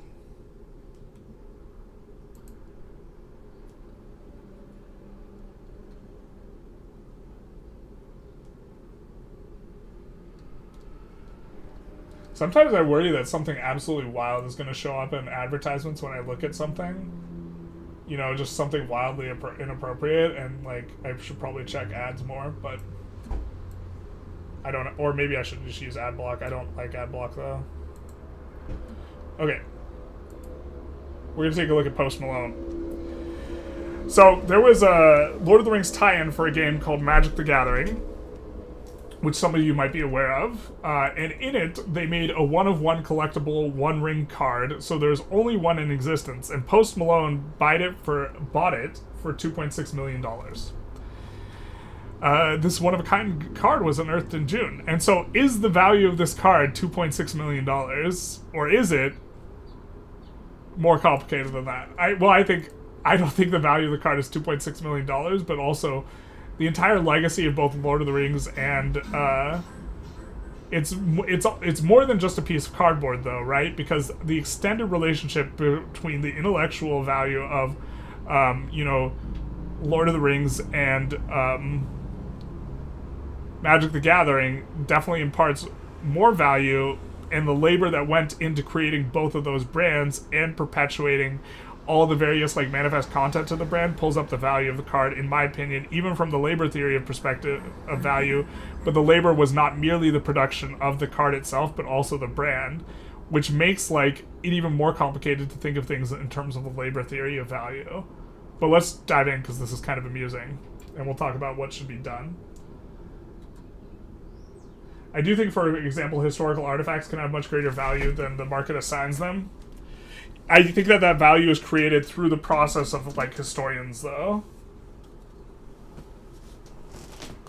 I think Marx's general point was that the labor theory of value gives the conditions for freedom, but also conditions for failure. You can't argue for fair wages without labor theory of value, but also the capitalist wants to push down wages as much as possible, etc., etc. Yeah, they're incentivized to do this, too. Do you know how you can prevent the private sector from building arts academies in Vic 3? Build them yourself. A little over a month after its discovery was made, the One Ring, a one-of-a-kind Magic the Gathering card that is by necessity the rarest ever, there's one of one, has been bought by the rapper Post Malone. In a video posted to TikTok and also other social media sites, Malone can be seen with the previously anonymous owner of the card, now identifying themselves as Brooke Trafton, excitedly exclaiming at the card, saying, "Yeah, I'll take it," in the instantly familiar manner of deciding to splurge on something nice. Good for you, Post. Treat yourself. Trafton cries, hugs Malone, and punches the air. A representative for Trafton confirmed to Polygon that the card sold for $2 million. I thought it was 2.6. In either case, Trafton has been keen to sell the card directly to another Magic player and collector, a community Malone famously belongs to. When I bought the One Ring, the first person who came to mind was Post Malone, Trafton commented on the video. When I found the One Ring. I have since played MTG since I was a kid. Obviously, it would be amazing to keep the card, but the guys like being able to... but for a guy like me, being able to sell it is life-changing. I just really hoped it would go to someone that would appreciate it as much as I do. And there's the card. It's not even a 10. It should be a 10. It's one of one. This is the one that's in the best condition possible, but this is a picture. It's a 9. It's probably like off-centered or something slightly, and this is... Also, when something's packed fresh, it doesn't guarantee 10. Whenever you see like the TikToks or whatever where it's showing like the value of the card at PSA 10, like even if the card is a 100% packed fresh, it's not going to be necessarily PSA 10. It's actually pretty rare. This is my dream come true. Meeting Post Malone and him buying the One Ring card from me is literally a moment straight out of a fairy tale. You're telling me, Post Malone, Magic the Gathering, you have changed my life. Things like this don't happen to people like me. I guess I'm magic. I'm forever grateful. The One Ring is part of Magic the Gathering's Lord of the Rings Middle-earth set.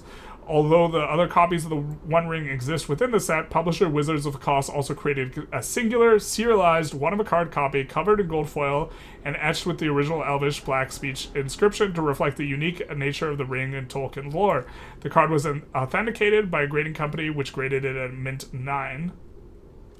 Polygon contracted the owner's representatives, Post Malone and Wizards, for the comment. And then here we have a little bit of comment. A Wizards of the Coast spokesperson contacted Polygon with a statement. We've We've seen and rewatched the social media clip of Brooke and Post Malone overwhelming joy, etc., and shared love over the one-of-a-kind Magic One Ring card from Lord of the Rings. We're so overjoyed that 2 fans, etc. Big nice. And then a representative from Trafton has confirmed the sale price $2 million in a statement to Polygon. I thought it was 2.6. Okay, well, I guess it was confirmed at 2. But this sold for over $2 million. Now, what I think should be done with this is I think it should be thrown into a volcano. And we should figure out a way to convince Post Malone to throw it in a volcano. He must cast it into the fire. He must destroy it.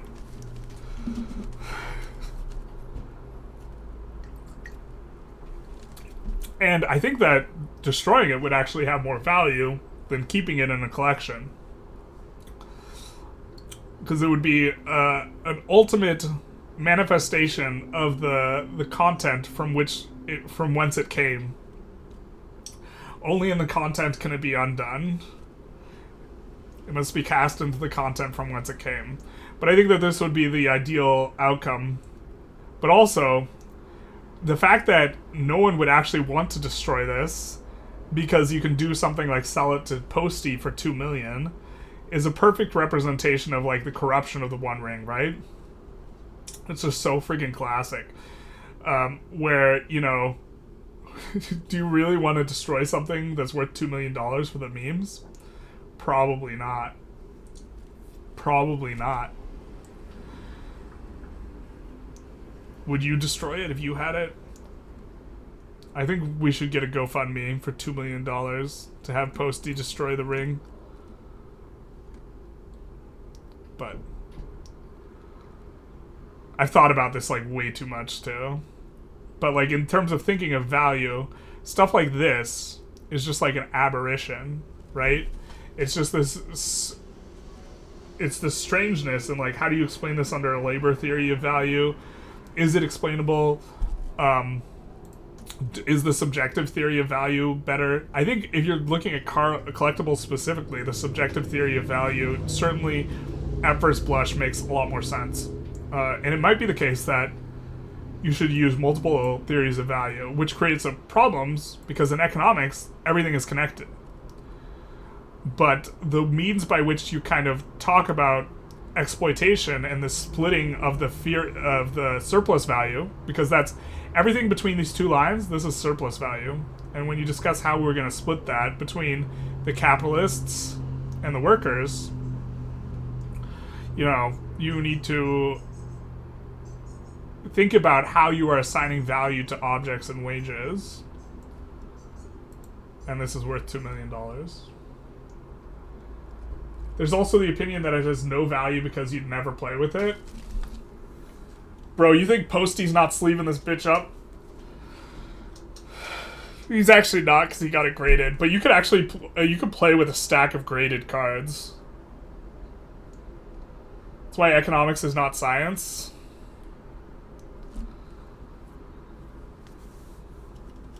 Sure.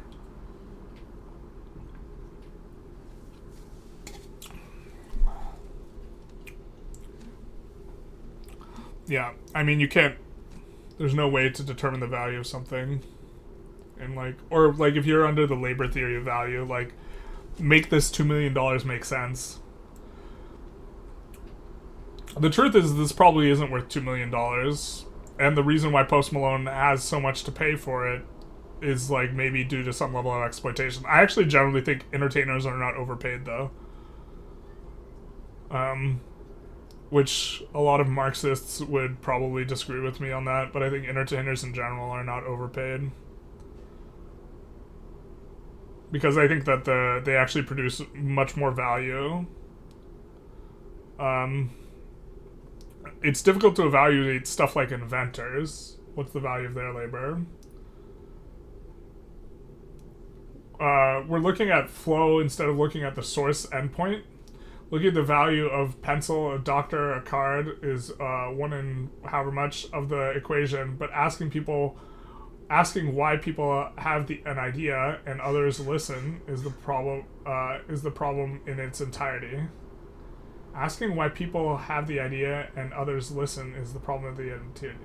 The idea of eliminating injustice is at the cost of individuality, like a hive mind mentality where everyone is equal and can do each other's jobs. I'm wondering what is the payoff for creating individuality at the cost of injustice, chaos. Oh, I think you might misunderstand my perspective here. Pisciarant, or Pisciarant? I'm not sure how to pronounce your name. My perspective is that I would love a pure meritocracy. I think that everyone should get paid the exact value of their labor. This would be ideal to me. Practically speaking, there's no way of implementing this. I don't think everyone should get paid the same amount. I depart from Marx in thinking from each according to their ability to each according to their need. I think from each according to their ability to each according to their ability. And there's still like plenty of room for individuality in that, kind of with the way that you're thinking of it. And that stuff like Posty making way more money is appropriate because his labor is more valuable. I don't know if he gets quite as much money. I think that the person who's trimming the hedges gets a lot more money though. Like, I think the people who are at the bottom rung of society generally would get paid more if they were getting paid the true labor of their value, because the high supply of their labor causes the surplus value to most of that to get split towards the capitalist instead of going to the worker. And that in a situation where they got all of the surplus labor value, where all of the surplus labor value beyond subsistence went to the worker, which, by the way, sometimes the surplus, sometimes it's really low. Sometimes there's not a lot of surplus to go to the laborer, right? It's not necessarily the case that there's a lot. Sometimes the job is barely worth, more than subsistence. But I'm definitely not I'm in the full meritocracy camp. I don't think there's a theory of value that can predict in advance whether it'd sell for 1 million, 2 million, or 10 million.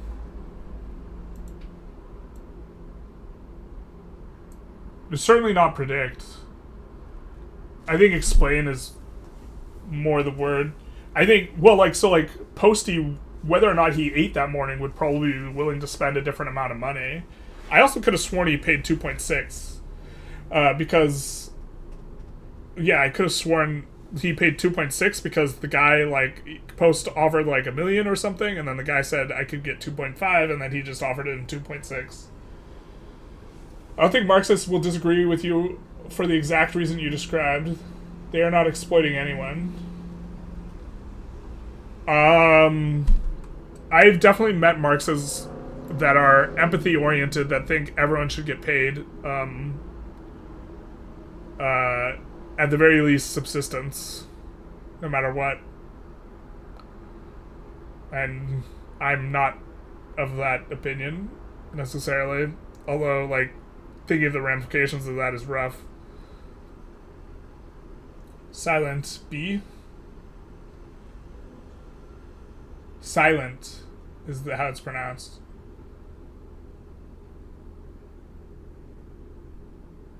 Okay. Oh, the entertainers or famous sports people?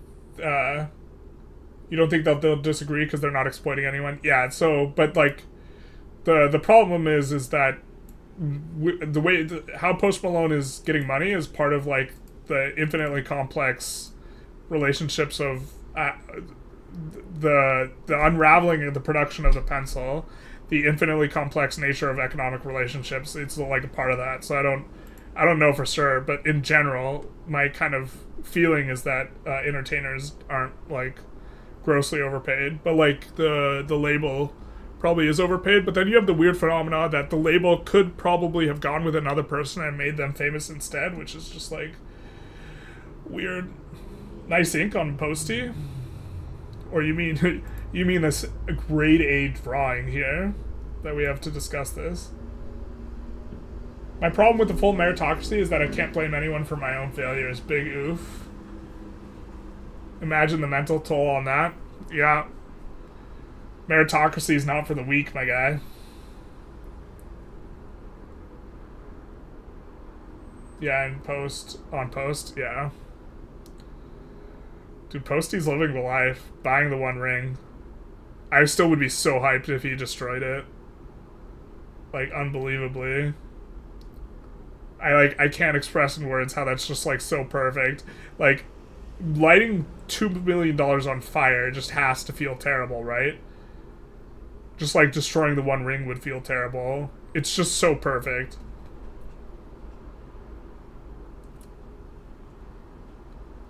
It's just, yeah, it would, I want to see him destroy the One Ring. I think we should wrap up the stream. We're just talking about destroying the One Ring. I think we'll wrap up the YouTube and then raid. Something like that. But anyways, all the VODs for the book are on YouTube. Obviously, we are doing some interpositions, and it is a stream, and we're interacting and sometimes having interruptions. But so far, this is the 4th chapter we've covered past the introduction as well. I think it's the 4th chapter we've covered. If I did these out of order, that'd be so bad, huh?